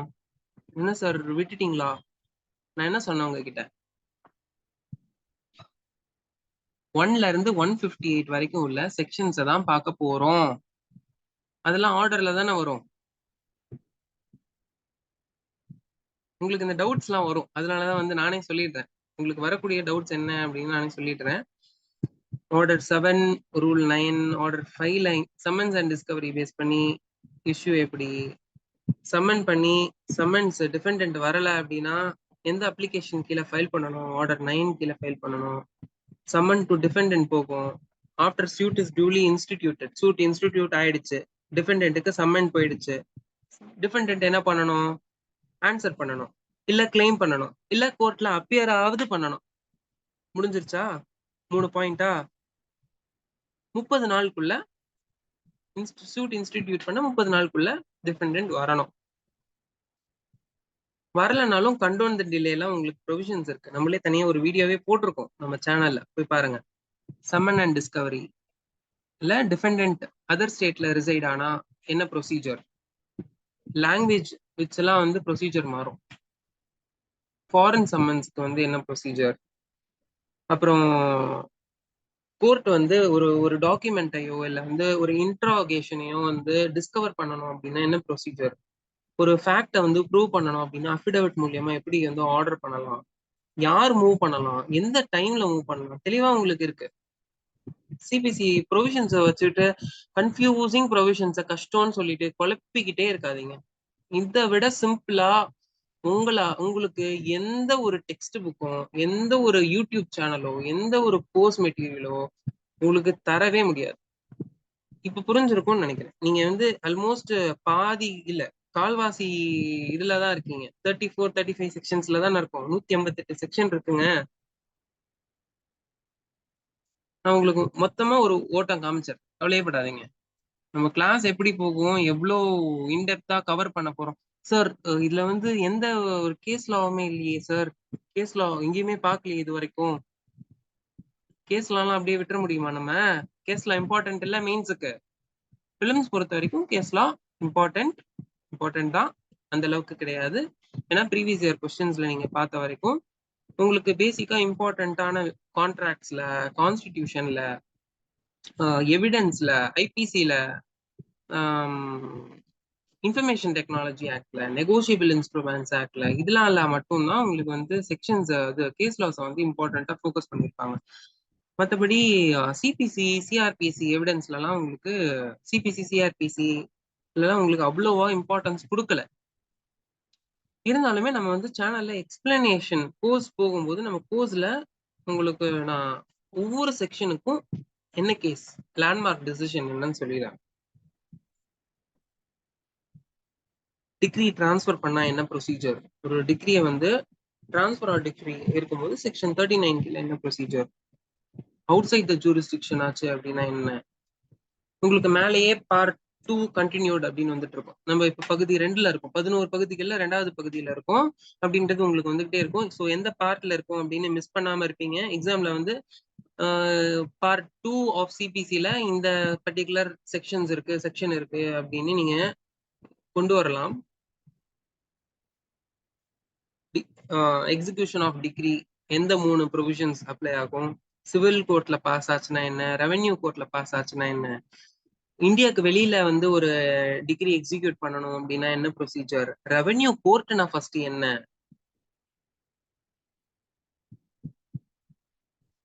ப்ரிசெப்ட்ஸ் முக்கியமான கொஸ்டின், மெயின்ஸ்ல வந்தது போன வருஷம் 2023 மெயின்ஸ்ல. ப்ரிசெப்ட்ஸ் டைரக்ட் கொஸ்டின். ப்ரிசெப்ட்ஸ்னா என்ன, ப்ரிசெப்ட்ஸ் எக்ஸ்பிளைன், இதான் கொஸ்டின். எழுதி வைங்க இத. On application of the degree holder issued by court passing decree to another court to attach a property of judgment debtor. Decree holder யாரு வந்து டிகிரி வாங்கினாங்களோ அவங்க ஜட்மெண்ட் டேட்டர் யாருக்கு against whom decree is passed அவங்களோட ப்ராப்பர்ட்டியை attach பண்ண சொல்லி court வந்து ஒரு ஆர்டர் பாஸ் பண்ணுமா. இந்த order validity of the attachment of the property under present. So இந்த அட்டாச்மெண்ட் ஆஃப் த ப்ராப்பர்ட்டி வேலிடா இல்லையா, இது எத்தனை நாளுக்குள்ள 2 மாசத்துக்குள்ள அட்டாச்மெண்ட் பண்ணலாம் unless this period is extended by the court. Court வந்து 2 மாசத்துக்கு மேல எக்ஸ்டெண்ட் பண்ணுச்சு அப்படின்னா அட்டாச்மெண்ட் 2 மாசத்துக்கு அப்புறமும் வச்சுக்கலாம். சிம்பிள். ப்ரிசெப்ட்ஸ்னா என்னன்னு தெரிஞ்சிருச்சா? ஜட்மெண்ட் டேட்டார் ஒரு டிகிரி ஹோல்டர் ஒரு அப்ளிகேஷன் மூவ் பண்றாரு, ஜட்மெண்ட் டேட்டாரோட ப்ராப்பர்ட்டியை எக்ஸிகியூஷன் ஆஃப் டிகிரியில ஆர்டர் பண்ண சொல்லி அந்த ஆர்டர் பேஸ் பண்ணி இந்த அட்டாச்மெண்ட்டை வேலிடேட் பண்றாங்க. இந்த அட்டாச்மெண்ட்டை 2 மாசத்துக்குள்ள அட்டாச் பண்ணணும். ஒருவேளை பண்ண முடியல அப்படின்னா கோர்ட்டோட ஆர்டர் படி இந்த அட்டாச்மெண்ட்டை 2 மாசத்துக்கு தாண்டியும் எக்ஸ்டெண்ட் பண்ணிக்கலாம் அப்படின்னு சொல்றது தான் ப்ரிசெப்ட். இதை தாண்டி எக்ஸ்பிளனேஷன்லாம் உங்களுக்கு இங்க மேல அங்கங்க கேப் இருக்கு பாருங்க, அங்க எல்லாமே நான் வந்து எழுதி எக்ஸ்பிளைன் பண்ணுவேன். அதனாலதான் கொஞ்சம் ஃப்ரீயா கம்ஃபர்டபுளா ஸ்பேஸ் விட்டு ஒவ்வொரு ப்ரொவிஷனையுமே நான் வந்து போட்டிருக்கேன். ஏன்னா ஸ்பேஸ் வேணும் எனக்கு. உங்களுக்கு கோர்ஸ்ல எக்ஸ்பிளைன் பண்றதுக்கு இடம் இல்லாம நான் உட்காந்து இடம் தேடிட்டு இருக்க கூடாது. நம்ம டிஜிட்டல் போர்டு தான், நம்ம வந்து digital purely interactive digital board. நம்ம வந்து இந்த பர்டிகுலர் பேஜ் அப்படியே தூக்கி ஓரமா தள்ளி வச்சுட்டு நம்ம வந்து கிளீன் ஒயிட் ஸ்லேட் போட்டு கூட நம்ம எக்ஸ்பிளைன் பண்ணலாம். ஆனா அந்த ஒயிட் ஸ்லேட் போட்டு தனியா எக்ஸ்பிளைன் பண்ணும்போது உங்களுக்கு ப்ரொவிஷன்ல இருந்து ரொம்ப தூரத்துக்கு நம்ம எழுதுற மாதிரி இருக்கும், அன்கம்ஃபர்டபுளா ஃபீல் பண்ணுவீங்க. அதனால நடுவில் கேப் வச்சிருக்கோம். இது வந்து இன்னுமே கம்ஃபர்டபுளா உங்களுக்கு இருக்கும், ஒரு இமேஜ் இருக்கும் எக்ஸாம்ல.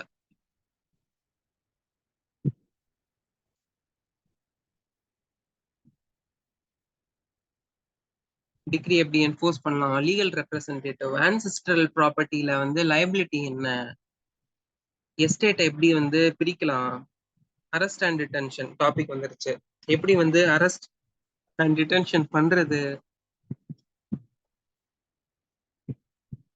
ரூல்ஸ் ஆஃப் அரெஸ்ட் என்னென்ன. பேசிக்கா 4 ரூல்ஸ் தான். ஒருத்தர் அரெஸ்ட் பண்ணணும் அப்படின்னா 4 ரூல் தான் இருக்கு. என்ன ரூலு? ஒருத்தர் குடியிருக்க வீட்டுக்குள்ள போக கூடாது, no entry into the dwelling house. எப்ப? சூரியன் மறைஞ்சதுக்கு அப்புறம், சூரியன் உதிக்கிறதுக்கு முன்னாடி வீட்டுக்குள்ள போய் அரெஸ்ட் பண்ணக்கூடாது, முதல் ரூல். 2வது ரூல், ஜட்மெண்ட் டெட்டார் ஆக்கிபை பண்ணியிருக்கிற ஒரு வீட்டுக்குள்ள, அவரு உள்ள வீட்டுக்குள்ள இருக்காரு, ஓகேங்களா, கதவை உடைச்சிட்டு போய் அரெஸ்ட் பண்ணக்கூடாது. ஆனா கதவை உடைச்சிட்டு போய் அரெஸ்ட் பண்ணலாம். என்ன ஆப்போசிட்டா சொல்ற மாதிரி இருக்கா? கீழே ஃப்ளோ பாருங்க. Unless he refuses it's access. கதவை தட்டி இல்ல காலிங் பெல் அடிச்சு திறங்க, நாங்க வந்திருக்கோம் அப்படின்னு சொல்லி திறக்க மாட்டேன், என்ன வேணுமோ பண்ணிக்கோங்க அப்படின்னு திமிரா பேசினா கதவை உடைச்சிட்டு போய் உள்ள போய் அரெஸ்ட் பண்ணலாம். சிம்பிள். 3வது பாயிண்ட், பர்தா நாஷி விமென் இல்ல, ஜட்மெண்ட் டேட்டார் ஆக்கிபை பண்ணியிருக்காங்க, அந்த பர்தனாஷி விமெனுக்கு முன்கூட்டியே வந்து நோட்டீஸ் எதுவுமே சர்வ் பண்ணாம போயிருக்காங்க அப்படின்னா அரெஸ்ட் பண்ணக்கூடாது. ஒருவேளை டிகிரி வந்து எக்ஸிகியூஷன் ஆஃப் டிகிரி வந்து இந்த அமௌண்ட் ஆஃப் மணியை வந்து பே பண்ணணும் அப்படின்னு சொல்லக்கூடிய ஒரு டிகிரி அப்படின்னா, ஒருவேளை அந்த அமௌண்ட்டை பே பண்ணிட்டாங்க அப்படின்னா அரெஸ்ட் பண்ணக்கூடாது, உடனே ரிலீஸ் பண்ணு. அரெஸ்ட் பண்ணலாம், அமௌண்ட்டை பே பண்ணிட்டா ரிலீஸ் பண்ணிடலாம். Only in case of payment of money decree மட்டும்தான். ஸோ ரூல்ஸ் ஆஃப் அரெஸ்ட் முடிஞ்சுதா? எக்ஸாம்ல கொஸ்டின் வரும், ரூல்ஸ் ஆஃப் அரெஸ்ட்ல இந்த 4ல ஏதாவது ஒரு 3 பாயிண்ட்டை கொடுத்துட்டு ஒரு பாயிண்ட் வேற எதையாவது கொடுத்துட்டு ஆல் ஆஃப் த அபவ் அப்படின்னு கொடுத்துருப்பாங்க. இல்ல ஒரே ஒரு பாயிண்ட்டை வந்து இதுல கரெக்டா கொடுத்துட்டு பேலன்ஸ் எல்லாமே தப்பா இருக்கும், ஆல் ஆஃப் த அபவ்னு கொடுத்துருப்பாங்க. சிம்பிள் தான், அவ்வளவு ஒன்றும் காம்ப்ளிகேட்டட் இல்லை, சிம்பிள் ஆக்கியிருக்கோம்.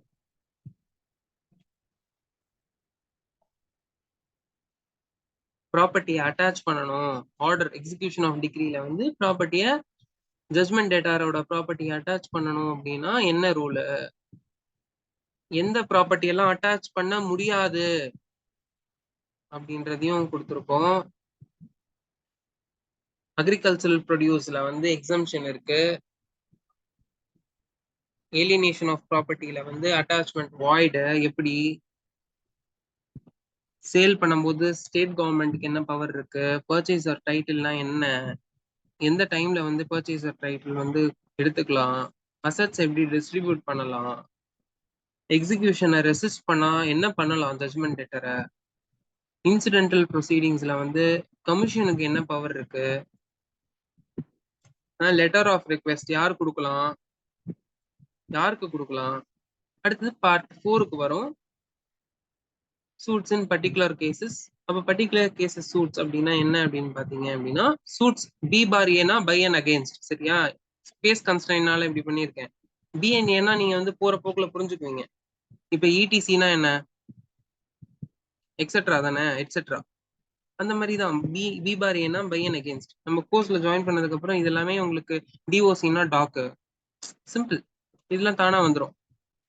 டி பார் ஓ அப்படின்னா டிகிரி ஆர் ஆர்டர், ஜே பார் டி பார் ஓ அப்படின்னா ஜட்மெண்ட், டிகிரி, ஆர்டர், இதெல்லாம் வந்து தானா வந்து உங்களுக்கு வந்துடும். ஸோ 79 to 82 வந்து suits by and against government servants, public officers. 83 to 87A வந்து ஏலியன்ஸ், அப்புறம் வந்து ஃபாரின் ரூலர்ஸ், அம்பாசிடர்ஸ், என்வாய்ஸ்லாம் வருவாங்க. ரூலர்ஸ் இன் இந்தியன் ஸ்டேட்ஸ் வந்து பார்டு. 87Bல இன்டர்பிரீடர் சூட்ஸ்னா என்ன, அதுக்கப்புறம் ஒவ்வொரு ப்ரொவிஷனையும் இப்போ நம்ம தனித்தனியா எக்ஸ்பிளைன் பண்றோம். 79 to 82 சொன்னோம்ல, ஸோ 79 to 82 ஒரே பேஜ்ல எடுத்துட்டு வந்துட்டோம். ஸோ இன்கேஸ் சூட், ஒரு சூட் வந்து ஒரு கவர்மெண்ட் ஆஃபீஸர் மேல பண்ணணும், சென்ட்ரல் கவர்மெண்ட் ஆஃபீஸர் மேல இன்ஸ்டிடியூட் பண்ணணும் அப்படின்னா யார்கிட்ட நோட்டீஸ் சர்வ் பண்ணணும். டேப்லர் காலம் பாருங்க, செக்ஷன் 80ல டேப்லர் காலம் பாருங்க. சென்ட்ரல் கவர்மெண்ட் ஆஃபீஸர் மேல ஒரு சூட்டை ஃபைல் பண்ணணும் அப்படின்னா செக்ரட்டரி ஆஃப் கவர்மெண்ட்டுக்கு நோட்டீஸ் சர்வ் பண்ணணும். ரயில்வே ஆஃபீஸர் மேல ஒரு சூட் ஃபைல் பண்ணணும்னா ஜெனரல் செக்ரட்டரி ஆஃப் ரயில்வேக்கு ஒரு நோட்டீஸ் சர்வ் பண்ணணும். கவர்மெண்ட் ஆஃப் ஜம்மு அண்ட் காஷ்மீர்ல இருக்கிற ஒரு ஆஃபீஸர் மேல பண்ணணும்னா chief secretary to that government, அந்த ஆஃபீஸருக்கு நோட்டீஸ் சர்வ் பண்ணணும். எனி அதர் ஸ்டேட் கவர்மெண்ட்னா secretary to that government or collector of that district. ஒரு பப்ளிக் ஆஃபீஸர் மேல அப்படின்னா deliver to him personally or leave at his office. இது எல்லாமே டைரக்டா பிரிலிம்ஸ்ல வரும் உங்களுக்கு கொஸ்டின்ஸ். சென்ட்ரல் கவர்மெண்ட் ஆஃபீஸர் மேல ஒரு சூட் ஃபைல் பண்ணோம் அப்படின்னா செக்ஷன் 80க்கு கீழே யாருக்கு நோட்டீஸ் சர்வ் பண்ணும், டைரக்ட் கொஸ்டின், சிம்பிளா ஆன்சர் பண்ணிடலாம் நீங்க, செக்ரட்டரி டு கவர்மெண்ட். ஓகேங்களா. அடுத்தது suits by and against aliens or foreign rulers, ambassadors and envoys. Simple, முடிஞ்சது, ஒரே பேஜ்ல. இதுல என்ன கொஸ்டினே வரும், அடிச்சு சொல்றேன் நானு. இன்டர்பிளீடர் சூட்னா என்ன. அடுத்தது நம்ம ஆர்பிட்ரேஷனுக்குள்ள வந்துடும். Settlement of disputes, special proceedings, public nuisance இல்ல ராங்ஃபுல் ஆக்ட் கமிட் பண்றாங்க, பப்ளிக் சேரிட்டிஸ்னா என்ன, காம்பன்சேஷன்னா என்ன, காம்பன்சேஷன் யாருக்கு கிராண்ட் பண்ணுவாங்க, எதுக்காக கிராண்ட் பண்றாங்க. ஸோ ஆர்டர்ஸ் வந்துருச்சு, அப்பீல் எப்படி போகலாம், அப்பல் அண்ட் கோர்ட்னா என்ன, அப்பல் அண்ட் கோர்ட்டுக்கு எப்படி போறது, எந்த ஆர்டர் கீழே எல்லாம் போகலாம், அது எந்த செக்ஷன்ல எல்லாம் கவர் ஆகும், ரிமாண்ட் கேஸ்னா என்ன, இஷ்யூ ஃப்ரேமிங்னா என்ன, அடிஷனல் எவிடன்ஸ்னா என்னென்னலாம் அடிஷனல் எவிடன்ஸ், மாடிஃபை பண்ண முடியுமா ரிமாண்ட் கேஸை, ரிவர்ஸ் பண்ண முடியுமா, டிட்டர்மினேஷன் ஆஃப் கேஸ் எப்படி ஃபைனலா டிட்டர்மைன் ஆகும், ஒரிஜினல் டிகிரியில அப்பீல் எப்படி பண்றது, ஃபைனல் டிகிரியில அப்பீல் எப்படி பண்றது, எப்ப அப்பீல் அரைஸ் ஆகாது, எப்ப அப்பீலே பண்ண முடியாது, எந்த டிகிரிக்கு அப்பீல் அரைஸ் பண்ண முடியாது, அப்பீலே போட முடியாது சில கேஸுக்குலாம். மேல பாருங்க, appeal may lie from original jurisdiction decree, original decree passed ex parte. எக்ஸ்பார்டேனா என்ன, ஒருதலை பட்சமா ஒருத்தருக்கு வந்து டிசிஷன் கொடுத்துருவாங்க, இன்ஜஸ்டிஸா டிசிஷன் கொடுக்கறது இல்ல. சம்மன் சர்வ் பண்ணி சம்மன்ஸுக்கு ரிப்ளை இல்ல, சம்மன்ஸுக்கு ஆஜாரே ஆகல, கண்டோன் த டிலே பெட்டிஷனும் ஃபைல் பண்ணல அப்படின்னா எக்ஸ்பார்ட்டே ஆர்டர் கொடுத்துட்டு போயிட்டே இருப்பாங்க. ஸோ இந்த மாதிரி விஷயத்துல அப்பீல்லாம் போட முடியாது. ஏன்னா உங்களுக்கு ஒரு ஆப்பர்ச்சுனிட்டி கொடுத்தாங்கல்ல, உங்க ஆப்பர்ச்சுனிட்டியை நீங்க யூஸே பண்ணிக்கல. இல்ல, இதுல அப்பீல் போட முடியும். நோ அப்பீல் லை வந்து கன்சென்ட் ஆஃப் த பார்ட்டிஸ், பார்ட்டிஸோட கன்சென்ட்டோட தான் வந்து அந்த டிகிரி பாஸ் பண்ணியிருக்காங்க அப்படின்னா அப்பீல் இருக்காது, அப்பீல் போட முடியாது. செகண்ட் அப்பீல், ஹைகோர்ட்டோட பவர்ஸ்,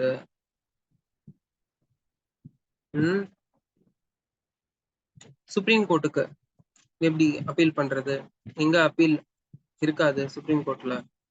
ஹைகோர்ட்டுக்கு எப்படி ரெஃபர் பண்றது? முன்னாடி பார்த்தது ரெஃபரன்ஸ் டு ஹைகோர்ட், ஹெட்டிங் பாருங்க. அடுத்து பார்க்க போறது ரிவ்யூ, அடுத்து பார்க்க போறது ரிவிஷன், அடுத்தது provisions as to high court not being court of judicial commissioner, rules என்ன, பர்சனல் அப்பியரன்ஸ்ல இருந்து எக்ஸம்ட் ஆகணும் அப்படின்னா என்ன ப்ரொசீஜர்.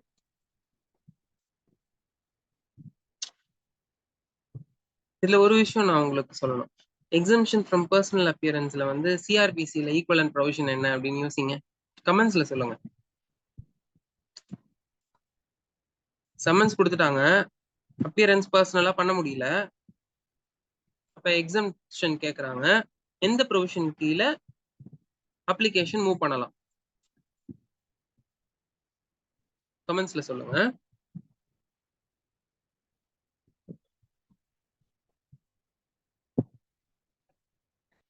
That's it.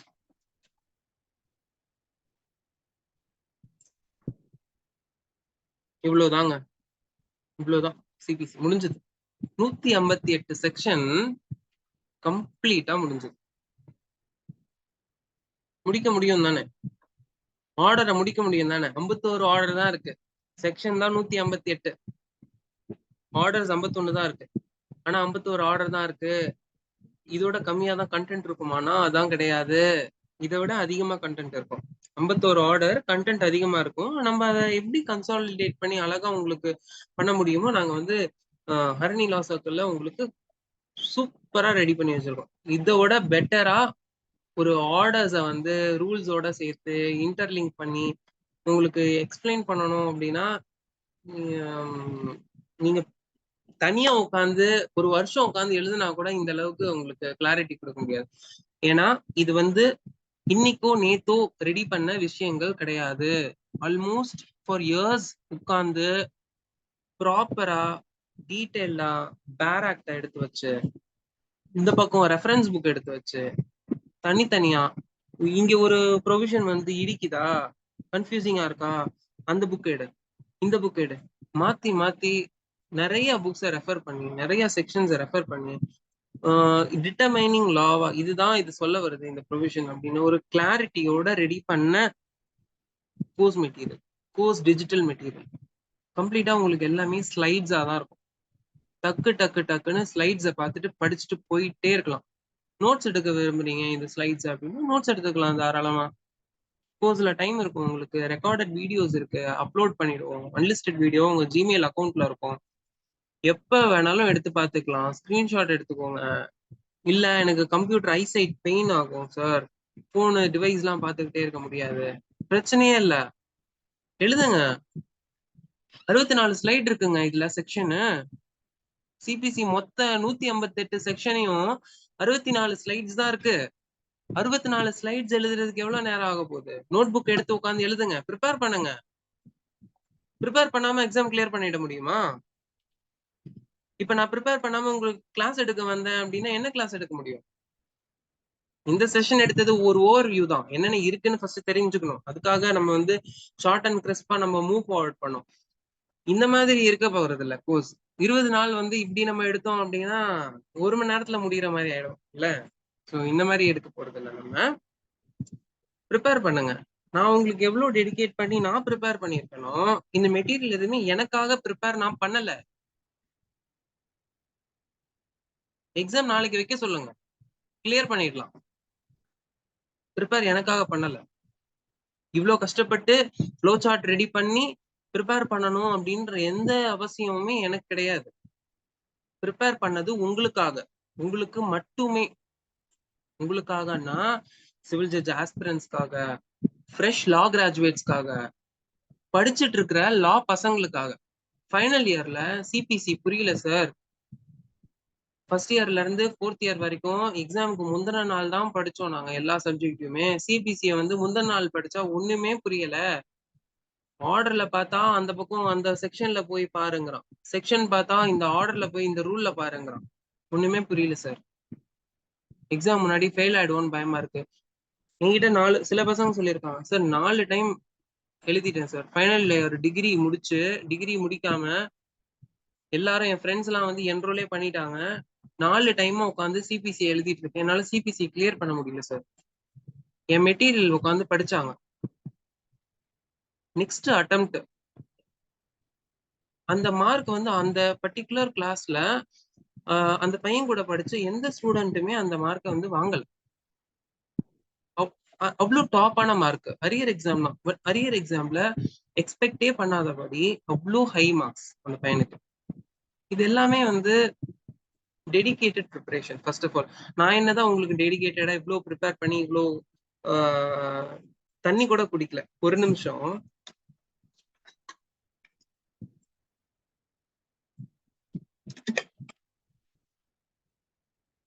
நான் என்னதான் உங்களுக்கு டெடிகேட்டா ப்ரிப்பேர் பண்ணி உங்களுக்கு எக்ஸ்பிளைன் பண்ணனாலும் உங்களோட ப்ரிப்பரேஷன் அப்படின்றது ரொம்ப முக்கியமான ஒரு பகுதியா இருக்கு. இது நீங்க ஸ்லைட்ஸை பார்த்துட்டேன் நானும் படிச்சுட்டேன் அப்படின்னு சொல்லிட்டு போறது இல்லை. இந்த ஸ்லைட்ஸை ரிப்பீட்டடா பார்த்துக்கிட்டே இருங்க. நம்ம வீடியோ அப்லோட் பண்ணிருக்கோமா, 1 hour வீடியோவா, 3 டைம் பாருங்க. 3 டைம் பாத்தீங்கன்னா முடிஞ்சது. 1 hour ஒரு ஓவர் வியூ கிடைக்கும். ஓவர் வியூக்கு ஒரு 2 டைம்ஸ் பார்த்தாலே போதும்.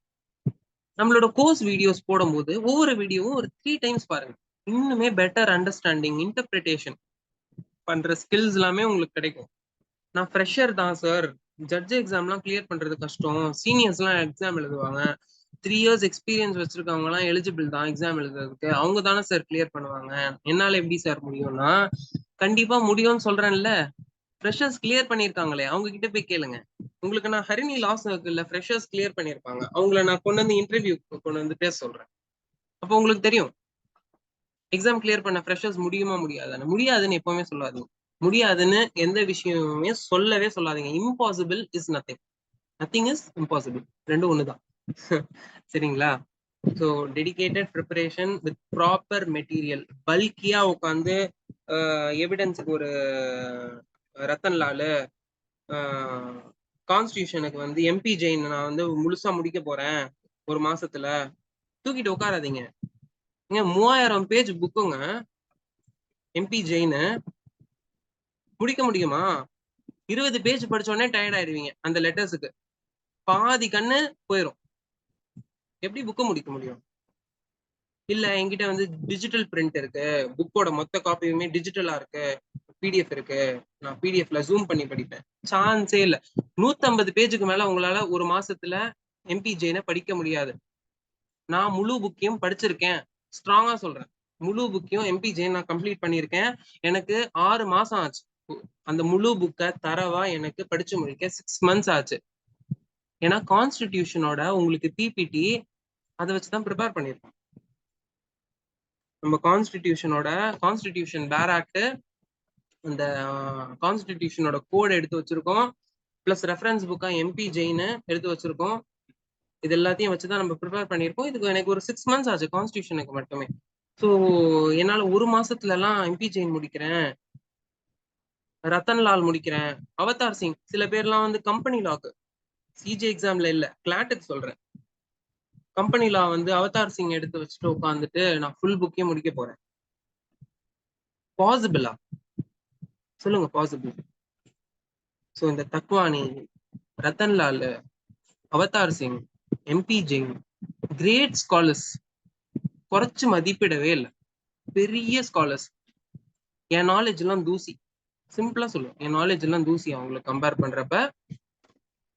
ஆனா எக்ஸாம் ப்ரிப்பரேஷன் புக்ஸை வச்சு பண்ணாதீங்க, டைமை விரயமாக்காதீங்க. உங்களால ஒரு புக்கை கூட ப்ராப்பரா படிக்க முடியாது, ரிவிஷனுக்கு டைம் இருக்காது. ஷார்ட் மெட்டீரியல் நம்ம சேனல்ல நம்ம கோர்ஸ்ல பக்காவா உங்களுக்கு ரெடி பண்ணி வச்சிருக்கப்ப எதுக்கு உங்களுக்கு அவுட்டர் சோர்ஸ்ன்னு கேக்குறேன். சொல்றது புரியுதா? சோ இது வந்து முக்கியமான விஷயம். புக்ஸ், ஹெவி புக்ஸ், பல்கி புக்ஸ் உட்காந்துட்டு டேபிள்ல இருக்கு, என்கிட்ட வந்து லேப்டாப் இருக்கு, டேபிள் இருக்கு, லைட் இருக்கு, உட்காராதீங்க. Okay, first rule. ரெண்டாவது ரூல், டெடிகேஷன் முக்கியம். ப்ரிப்பரேஷன் அப்ப டெடிகேட்டட் ப்ரிப்பரேஷன். பர்லன் சார் உங்களுக்கு வந்து சொல்லியிருப்பாரு, அவரோட அந்த பலன் சாரோட கிளாஸஸையும் உங்களுக்கு நான் போடுறேன். அவரும் உங்களுக்கு எக்ஸ்பிளைன் பண்ணியிருப்பாரு எப்படி வந்து மேத்ஸ் அண்ட் ஜிகே ஆப்டிடியூட வந்து சிவில் ஜட்ஜ் எக்ஸாம்ல சால்வ் பண்ணலாம் அப்படின்ற ஒரு கோர்ஸ் வீடியோ போட்டிருப்பாரு உங்களுக்கு. ஹர்னி லா சர்க்கிள்ல நம்மளும் வந்து மேத்ஸ்க்கு ஒரு வீடியோ போடலாம் அப்படின்னு ஐடியா பண்ணிட்டு இருக்கோம். மேத்ஸ் கிளாஸஸும் இருக்கும். ஜென்ரல் ஆப்டிடியூட மேத்ஸ், ரீசனிங், பேசிக் ஜிகே. ஏன்னா இப்போ வந்து லாஸ்ட் இயர் எக்ஸாம்ல வந்து செல்போன் யாரு கண்டுபிடிச்சா அப்படின்னு கேட்டாங்க. மார்டின் கூப்பர் 2019ல வந்த 18ல வந்த அதே கொஸ்டின் எடுத்து 2023ல கேட்டு வச்சிருக்காங்க. ரிப்பீட்டட் கொஸ்டின்ங்க. மொத்தம் வர கேள்வியே 4 கேள்விதான். அந்த 4 கேள்வியில இருந்தே ஒரு கேள்வியை தூக்கி 2023 ப்ரிலிம்ஸ்ல எடுத்து வச்சிருக்காங்க. அப்ப ரிப்பீட்டட் கொஸ்டின் தானே. ஒரு கொஸ்டின் அழகா அடிச்சிருக்கலாம்ல. ஏன் பார்க்கல? 2018 ப்ரிலிம்ஸ் கொஸ்டின் பேப்பர் ஏன் பார்க்கல? போய் பாருங்க. பலன் சார் வீடியோ லிங்க் வீடியோ கடைசியில வந்து கொடுத்துருப்பேன். 84 கொஸ்டின்ஸ் உங்களுக்கு ஸ்கிரீன்ல வரும். 84 previous year questions. Civil judge exam மட்டும் இல்ல, ஒரு சில முக்கியமான கொஸ்டின்ஸ் அப்படின்னு ப்ரீவியஸ் இயர்ல வந்த வேற எக்ஸாம்ஸோட கொஸ்டின்ஸையும் எடுத்து நான் அதுல கொடுத்துருக்கேன் உங்களுக்கு. சிவில் ஜட்ஜ் கொஸ்டின்ஸ் கம்ப்ளீட்டா அதுல இருக்கு. ஜிகே, மேத்ஸ், ஆப்டிடியூட்ல. அந்த வீடியோ போய் பாருங்க. அந்த வீடியோல உங்களுக்கு எல்லா கொஸ்டின்ஸையுமே தனித்தனியா ஸ்லைட்ஸ் போட்டு உங்களுக்கு கொடுத்துட்டேன் நானே, வித் ஆன்சர்ஸ் சால்வ்டாவே கொடுத்துட்டேன். போய் கொஸ்டினை ரீட் பண்ணி ஆன்சர் பார்த்துக்கோங்க. நெக்ஸ்ட் சிவில் ஜட்ஜ் எக்ஸாம் வருது அப்படின்னா ப்ரீவியஸ் இயர் கொஸ்டின்ல இருந்து நான் ஒரு கொஸ்டின் கூட மிஸ் பண்ணல சார் அப்படின்னு என்கிட்ட வந்து கான்பிடென்ட்டா சொல்லணும். ஓகேங்களா? மற்றபடி அந்த கிளாஸஸ் பாரு. ஸோ டெடிகேஷன் சொல்லிட்டு இருந்தேன்ல, இப்ப டெடிகேஷன் வரும்போது இப்ப நம்ம வீடியோ பார்த்துட்டு இருக்கீங்க. இந்த பாயிண்ட் வரைக்கும் இந்த வீடியோவை எத்தனை பேர் முழுசா பார்த்துருப்பீங்க அப்படின்னு ஒரு எஸ்டிமேட் நானே சொல்லவா? எனக்கு தெரியும் பேசிக்கா உங்களோட ப்ரிஃபரன்ஸ் பொறுத்து என்னாலேயே ஒரு யூகிக்க முடியும். 10 பேர் பாக்குறீங்க அப்படின்னா அதுல ஒரு 7 பேர் வந்து கடைசி வரைக்கும் பாக்குறீங்க. அந்த 3 பேர் வந்து பார்க்கல. சார் உங்களுக்கு எப்படி சார் தெரியும் இது 3 பேர் பார்க்கல அப்படின்னா? யூடியூப் சேனல் எந்துங்க ஸ்டாட்டிஸ்டிக்ஸ்னு ஒண்ணு இருக்குல்ல, ஃபாலோ பண்ணிட்டு தான் இருக்கேன். ஏன்னா நம்ம ஸ்டூடெண்ட்ஸ் வந்து ஃபாலோ பண்றாங்களா இல்லையா, அவங்களுக்கு வந்து இன்னுமே பெட்டரா எப்படி மோட்டிவேட் பண்ணி ஃபாலோ பண்ண வைக்கலாம். ஏன்னா பேசிக்கா சொசைட்டில ஒண்ணு புரிஞ்சுக்கோங்க, உங்களை விட மேல யாரும் வளர்ந்துடக்கூடாதுன்னா உங்க கூட இருக்கிற ஒவ்வொருத்தரும் நினைப்பாங்க. உண்மையா இல்லையா? மனசு திறந்து சொல்லுங்க. உங்க கூட இருக்கிறவங்க, ஃபேமிலியை விட்டுருங்க, உங்க ஃபேமிலி, அப்பா, அம்மா, தங்கச்சி, அண்ணன், சொந்த பந்தம் யாரா இருந்தாலும் சரி, உங்களை மேல நல்ல பொசிஷன்ல வச்சு பார்க்கணும் அப்படின்னு ஆசைப்படுவாங்க. ஆனா உங்களோட சுத்தி இருக்கிறவங்க, ஃப்ரெண்ட்ஸா இருக்கட்டும், கொலீக்ஸா இருக்கட்டும், நல்லா பழகுவாங்க. நல்லா பழகுவாங்க. தங்கம் அப்படின்னு சொல்லிடுவீங்க. கிடையவே கிடையாது. நம்பாதீங்கன்னு சொல்லல. ஃப்ரெண்ட்ஸ் தேவைதான், கொலீக்ஸ் தேவைதான், ரிலேஷன்ஷிப்ஸ் எல்லாம் இருக்கிறதான் வேணும். ஆனா முழுசா நம்பாதீங்க. நீங்க மேல மேல வளர வளர அவங்க உங்களை கீழே பார்க்கணும் அப்படின்னு ஆசைப்பட்டவங்க உங்களை மேல பாக்குறது அவங்களுக்கு பிடிக்காது. மேல வந்து பாருங்க, உண்மையான முகம் தெரியும். அந்த உண்மையான முகத்தை பார்க்கணும், சில முகங்களை வந்து நீங்களும் வெளியில தெரிஞ்சுக்கணும் உங்களுக்கு அப்படின்னா டெடிகேட்டா ப்ரிப்பேர் பண்ணுங்க. ஸோ நம்ம இன்டர்லிங்க் பண்ணிட்டோம்னு நினைக்கிறேன் இந்த விஷயத்தையும். ஆனா இது உண்மை. இதுல மறுப்பு யாராவது சொல்ல முடியுமா? சொல்லுங்க. நிறைய நேரங்கள்ல வந்து ஃபேமிலி மெம்பர்ஸே, சொந்த ஃபேமிலி மெம்பர்ஸே வந்து நம்ம வளர்றதுல வந்து சுத்தமா இன்ட்ரெஸ்டே இல்லாம இருப்பாங்க. அதாவது க்ளோஸ் ஃபேமிலி சொல்ல, அந்த லீனியல் ஃபேமிலி அப்படின்னு சொல்லுவாங்க, அந்த ஃபேமிலி சொல்லல, எக்ஸ்டெண்டட் ஃபேமிலி சொல்றோம். எக்ஸ்டெண்ட் ஃபேமிலி நம்ம கசின்ஸோட பேரண்ட்ஸ், பெரியப்பா, சித்தப்பா, சித்தி, பெரியம்மா, பெரியப்பா. நிறைய நேரங்கள்ல அவங்களோட பசங்க தான் வளர்ந்துருக்கணும் நம்மளை விட அப்படின்ற எண்ணங்கள் நிறைய பேருக்கு இருக்கு. பெரியவங்களுக்கு பெரியவங்களே நிறைய விஷயத்துல வந்து மாறணும். சொசைட்டி வந்து ஒரு கண்டெம்பரரி மாடர்ன் அழகான சொசைட்டிக்கு மாறிட்டு வருது. இதுல வந்து பொறாமை, போட்டி போட்டி இருக்கலாம். ஆனா போட்டி பொறாமைக்கு கொண்டு போய் சேர்க்க கூடாதுல்ல. சோ இதெல்லாம் வந்து நீங்களுமே தவிர்க்கணும். உங்க உங்க ஃப்ரெண்ட்ஸ் மத்தியில ஷேர் பண்ணுங்க. இப்போ வந்து நம்ம ஒரு ஒரு காணொளி போடுறோம் அப்படின்னா என் ஃப்ரெண்டு வந்து படிச்சுட்டான் அப்படின்னா அவனும் தெரிஞ்சுக்குவான், இதெல்லாம் அனுப்பக்கூடாது, இதெல்லாம் இந்த மாதிரி எண்ணம் வச்சுக்காதீங்க. நீங்க ஃபார்வர்ட் பண்ணும்போது இல்ல நீங்க ஒரு விஷயத்த என் வீடியோவை ஃபார்வர்ட் பண்ணுங்க, என் சேனலை ப்ரொமோட் பண்ணுங்க நான் சொல்லவே வரல. நீங்க என் வீடியோவை ஃபார்வர்டே பண்ண வேணாம். நீங்க பார்த்துட்டு க்ளோஸ் பட்டன் அழுத்திட்டு ஆஃப் பண்ணிட்டு போங்க. நீங்க படிச்ச விஷயத்த நீங்க உங்களோட ஜூனியர்ஸுக்கோ இல்ல உங்களுக்கு கிட்ட டவுட்ஸ் கேட்கறவங்களுக்கோ போய் யாராவது டவுட் கேட்கறாங்க, ஒரு பிளைண்ட் ஃபைல் பண்ண முடியல, என்ன பண்ணணும் ப்ரொசீஜர்? ஆர்டர் 7 கீழே இதான் ப்ரொசீஜரு. இது சம்மன்ஸ் வரும். 30 நாளைக்குள்ள வந்து ரிட்டர்ன் ஸ்டேட்மெண்ட் ஃபைல் பண்ணணும். 30 நாளைக்குள்ள ரிட்டர்ன் ஸ்டேட்மெண்ட் ஃபைல் பண்ணல அப்படின்னா கண்டோன் த டிலே பெட்டிஷன் போடலாம். கண்டோன் த டிலே பெட்டிஷனை வந்து ஜட்ஜோட டிஸ்கிரிப்ஷன் ஏற்ற மாதிரி வந்து அவர் அப்ரூவ் பண்ணுவாரு. கமர்ஷியல் கோர்ட்ஸ் ஆக்ட்ல வந்து இன்னுமே பெட்டரான ஆப்பர்ச்சுனிட்டிஸ் இருக்கு, ரெமடிஸ் இருக்கு. 120 days ஆனாலுமே நம்ம வந்து கண்டோன் த டிலே பெட்டிஷனை வந்து ஃபைல் பண்ணலாம், ப்ராப்பர் ரீசன்ஸ் இருந்தா.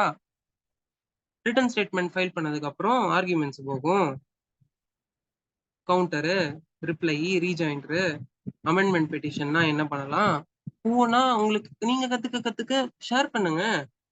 உங்க வாயில இருந்து நீங்க ஷேர் பண்ணுங்க. நீங்க சொல்லி கொடுக்குற ஒரு பர்சனுக்கு நீங்க வந்து ரொம்ப ரொம்ப பெரிய ஆளா தெரியுங்க ஃபர்ஸ்ட். அது ரொம்ப முக்கியமான விஷயம். ஸோ அந்த ஒரு ஆட்டிடியூட வந்து டெவலப் பண்ணிப்போம். பொறாமை, போட்டி, இதெல்லாம் வந்து இந்த மாதிரி ஒரு ஜென்ரேஷன்ல மனசுல எல்லாம் வச்சுக்காது.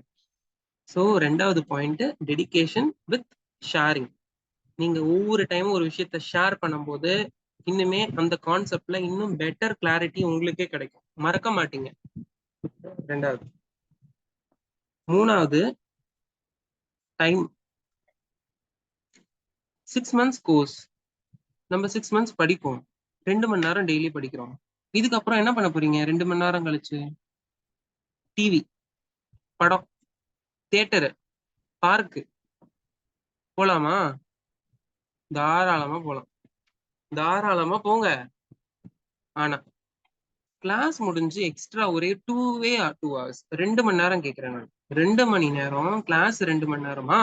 2 மணி நேரம் நீங்க உட்காந்து கிளாஸ்ல என்ன படிச்சோம் அப்படின்ட்டு உட்காந்து ஏதோ ஒரு டைம்ல ஈவினிங் 6 to 8 கிளாஸா, அடுத்த நாள் மார்னிங் சீக்கிரமா எழுந்திருக்கிறீங்களா, எழுஞ்சு உட்காந்து என்ன நேத்து ஈவினிங் பார்த்தோம் அப்படின்னு பாருங்க. சிம்பிள். 2 மணி நேரம் கிளாஸ்ல, 2 மணி நேரம் சொந்தமா, 4 மணி நேரம் போதும். Civil judge exam films clear, mains clear. Interview பத்தி இன்னொரு செஷன்ல தெளிவா சொல்றேன் நான். இன்டர்வியூல என்ன பண்ணணும், இன்டர்வியூல எப்படி கிராக் பண்ணலாம் அப்படின்னு ப்ராப்பரா நான் சொல்றேன். மெயின்ஸுக்கு தயாராகலாம். ஃபர்ஸ்ட் மெயின்ஸுக்கு தயாராகும். எக்ஸாம் வந்து டைம் இருக்கு, வந்துரும். எக்ஸாம் இப்போ வந்துரும்.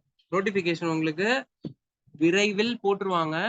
நோட்டிபிகேஷன் தூக்கிட்டாங்க சார், டிஎன்பிசி கேலண்டர்ல ஆனுவல் பிளானர்ல நோட்டிபிகேஷன் இல்ல சார் சொல்லாதீங்க. 2023 என்னாச்சு? ஆனுவல் பிளானர்ல இருந்துதா நோட்டிபிகேஷனு?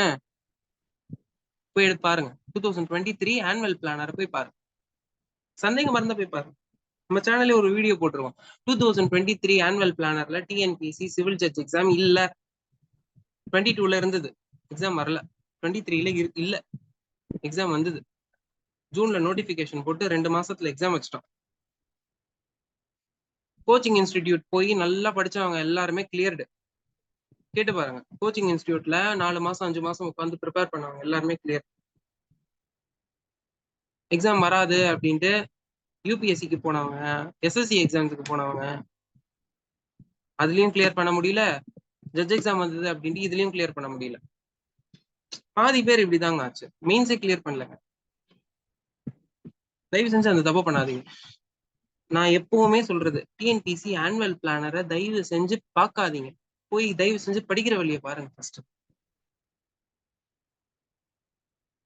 படிச்சு எக்ஸாம்ஸ் வந்து வெல் ப்ரிப்பேர்டா வச்சுக்கோங்க. எக்ஸாம்ஸ்ல வந்து எக்ஸாம்ஸ் எப்போ வந்தாலும் நோட்டிபிகேஷன் வந்துருச்சா, நோட்டிபிகேஷன் வந்துருச்சுரா, நாளைக்கு எக்ஸாம் எழுதுறோம் அப்படின்ட்டு அந்த கான்ஃபிடன்ஸ் உங்ககிட்ட நான் பார்க்கணும்.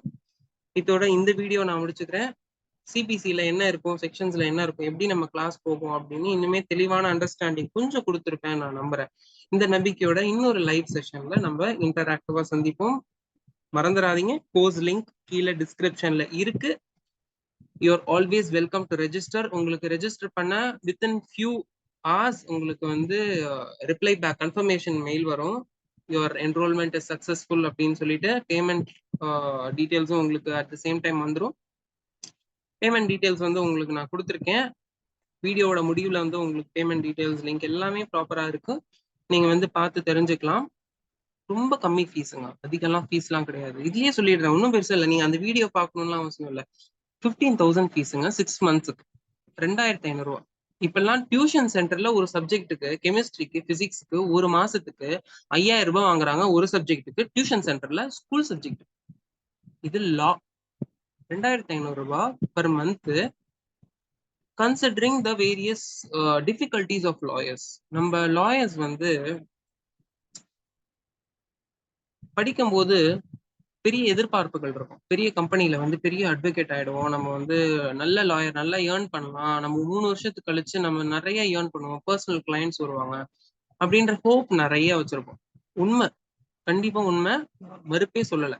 ஆனா முதல் 2-3 வருஷங்கள் வந்து நம்ம பெருசு சேலரி இல்லாம ஒரு இன்டர்ன் பீரியட்ல இருக்கிற மாதிரி தான் நமக்கு லைஃப் போகுது. இதை வந்து பிராக்டிசிங் அட்வொகேட்ஸ் நல்ல உணர்வீங்கன்னு நான் நம்புறேன். இந்த வார்த்தை சொல்றப்ப நம்ம வந்து ஒரு மினிமம் சேலரியில வந்து நம்ம லைஃப வந்து ஓட்டிட்டு இருப்போம் அப்படின்ற மாதிரி சொல்லலாம். கரெக்டா? இந்த சிச்சுவேஷன்ல உங்களோட மேஜர் பகுதியை வந்து நான் எடுத்துக்க விரும்பவே இல்லை. என்னோட எஃபர்ட்டுக்கு உண்டான ஒரு சின்ன ரிவார்டை வந்து நான் கேட்கிறேன். அது மட்டும் இல்ல, இந்த எஃபர்ட்டை கூட விட்டு தரலாம். எஃபர்ட்டை வந்து நான் விட்டுடுறேன். எஃபர்ட்டை உங்களுக்கு நான் டெடிகேட் பண்றேன் அப்படின்னு வச்சுக்கோங்க. நான் வந்து கொஞ்சம் இன்வெஸ்ட் பண்ணியிருக்கேங்க உங்களோட இதுக்காக. உங்களோட கிளாஸ் ரூம் செஷன் இன்டராக்டிவா போகணும் அப்படின்றதுக்காக லைவ் டிஜிட்டல் போர்ட்ஸ் செட்டப்பா இருக்கட்டும், இல்ல உங்களுக்கு அந்த கிளாஸ் ரூம் அட்மாஸ்பியர் வரணும் அப்படின்ற லைட்டிங்கா இருக்கட்டும், எல்லாத்துக்குமே கொஞ்சம் நானும் கொஞ்சம் செலவு பண்ணியிருக்கேன். இல்ல அந்த செலவு எதுக்காக அப்படின்னா, இன்னுமே பெட்டரா உங்களுக்கு கிளாஸஸ் போகணும். நீங்க எக்ஸாம்ல என் கிளாஸ்ல படிக்கிற ஒவ்வொருத்தரும் எக்ஸாம்ல கிளியர் பண்ணணும். இப்ப 20 பேர் ரெஜிஸ்டர் பண்ணிருக்கீங்க அப்படின்னா 20 பேருமே கிளியர் பண்ணணும். 40 பேர் பண்ணிருக்கீங்கன்னா 40 பேருமே ஜட்ஜ் ஆகணுங்க. 200 வேகன்சி போடுறாங்க, என் கிளாஸ்ல 200 பேர்னா என் கிளாஸ்ல படிக்கிற 200 பேரும் எனக்கு கிளியர் பண்ணணும். நீங்க கிளியர் பண்றீங்களோ பண்ணலையோ அது வந்து 2வது செகண்டரி. எனக்கு நீங்க கிளியர் பண்ணணும். நீங்க கிளியர் பண்ணணும் அப்படின்னா நான் என்னெல்லாம் பண்ணணுமோ நான் பண்ணுவேன். அதெல்லாம் நான் பண்ணிட்டு இருக்கேன், பண்ணிட்டே இருப்பேன். இதோட இந்த லைவ் செஷனை நான் முடிச்சுக்கிறேன். உங்களோட டைமை நான் எக்ஸ்டெண்ட் பண்ண விரும்பல. 1 மணி நேரம் தாண்டி போயிடுச்சு. ஆனாலும் 1 மணி நேரத்துக்குள்ள நம்ம வந்து சிபிசியை முடிச்சிட்டோன்ற சந்தோஷத்தோட விடை பெறுறேன். அடுத்த இன்னொரு இன்டராக்டிவ் வீடியோல நான் உங்களை சந்திக்கிறேன். ரெஜிஸ்டர் பண்ணுங்க. அதோட நன்றி. தேங்க்ஸ் ஃபார் வாட்சிங் டில் த எண்ட். கடைசி வரைக்கும் இந்த காணொலியை பார்த்ததுக்கு நன்றி. பை.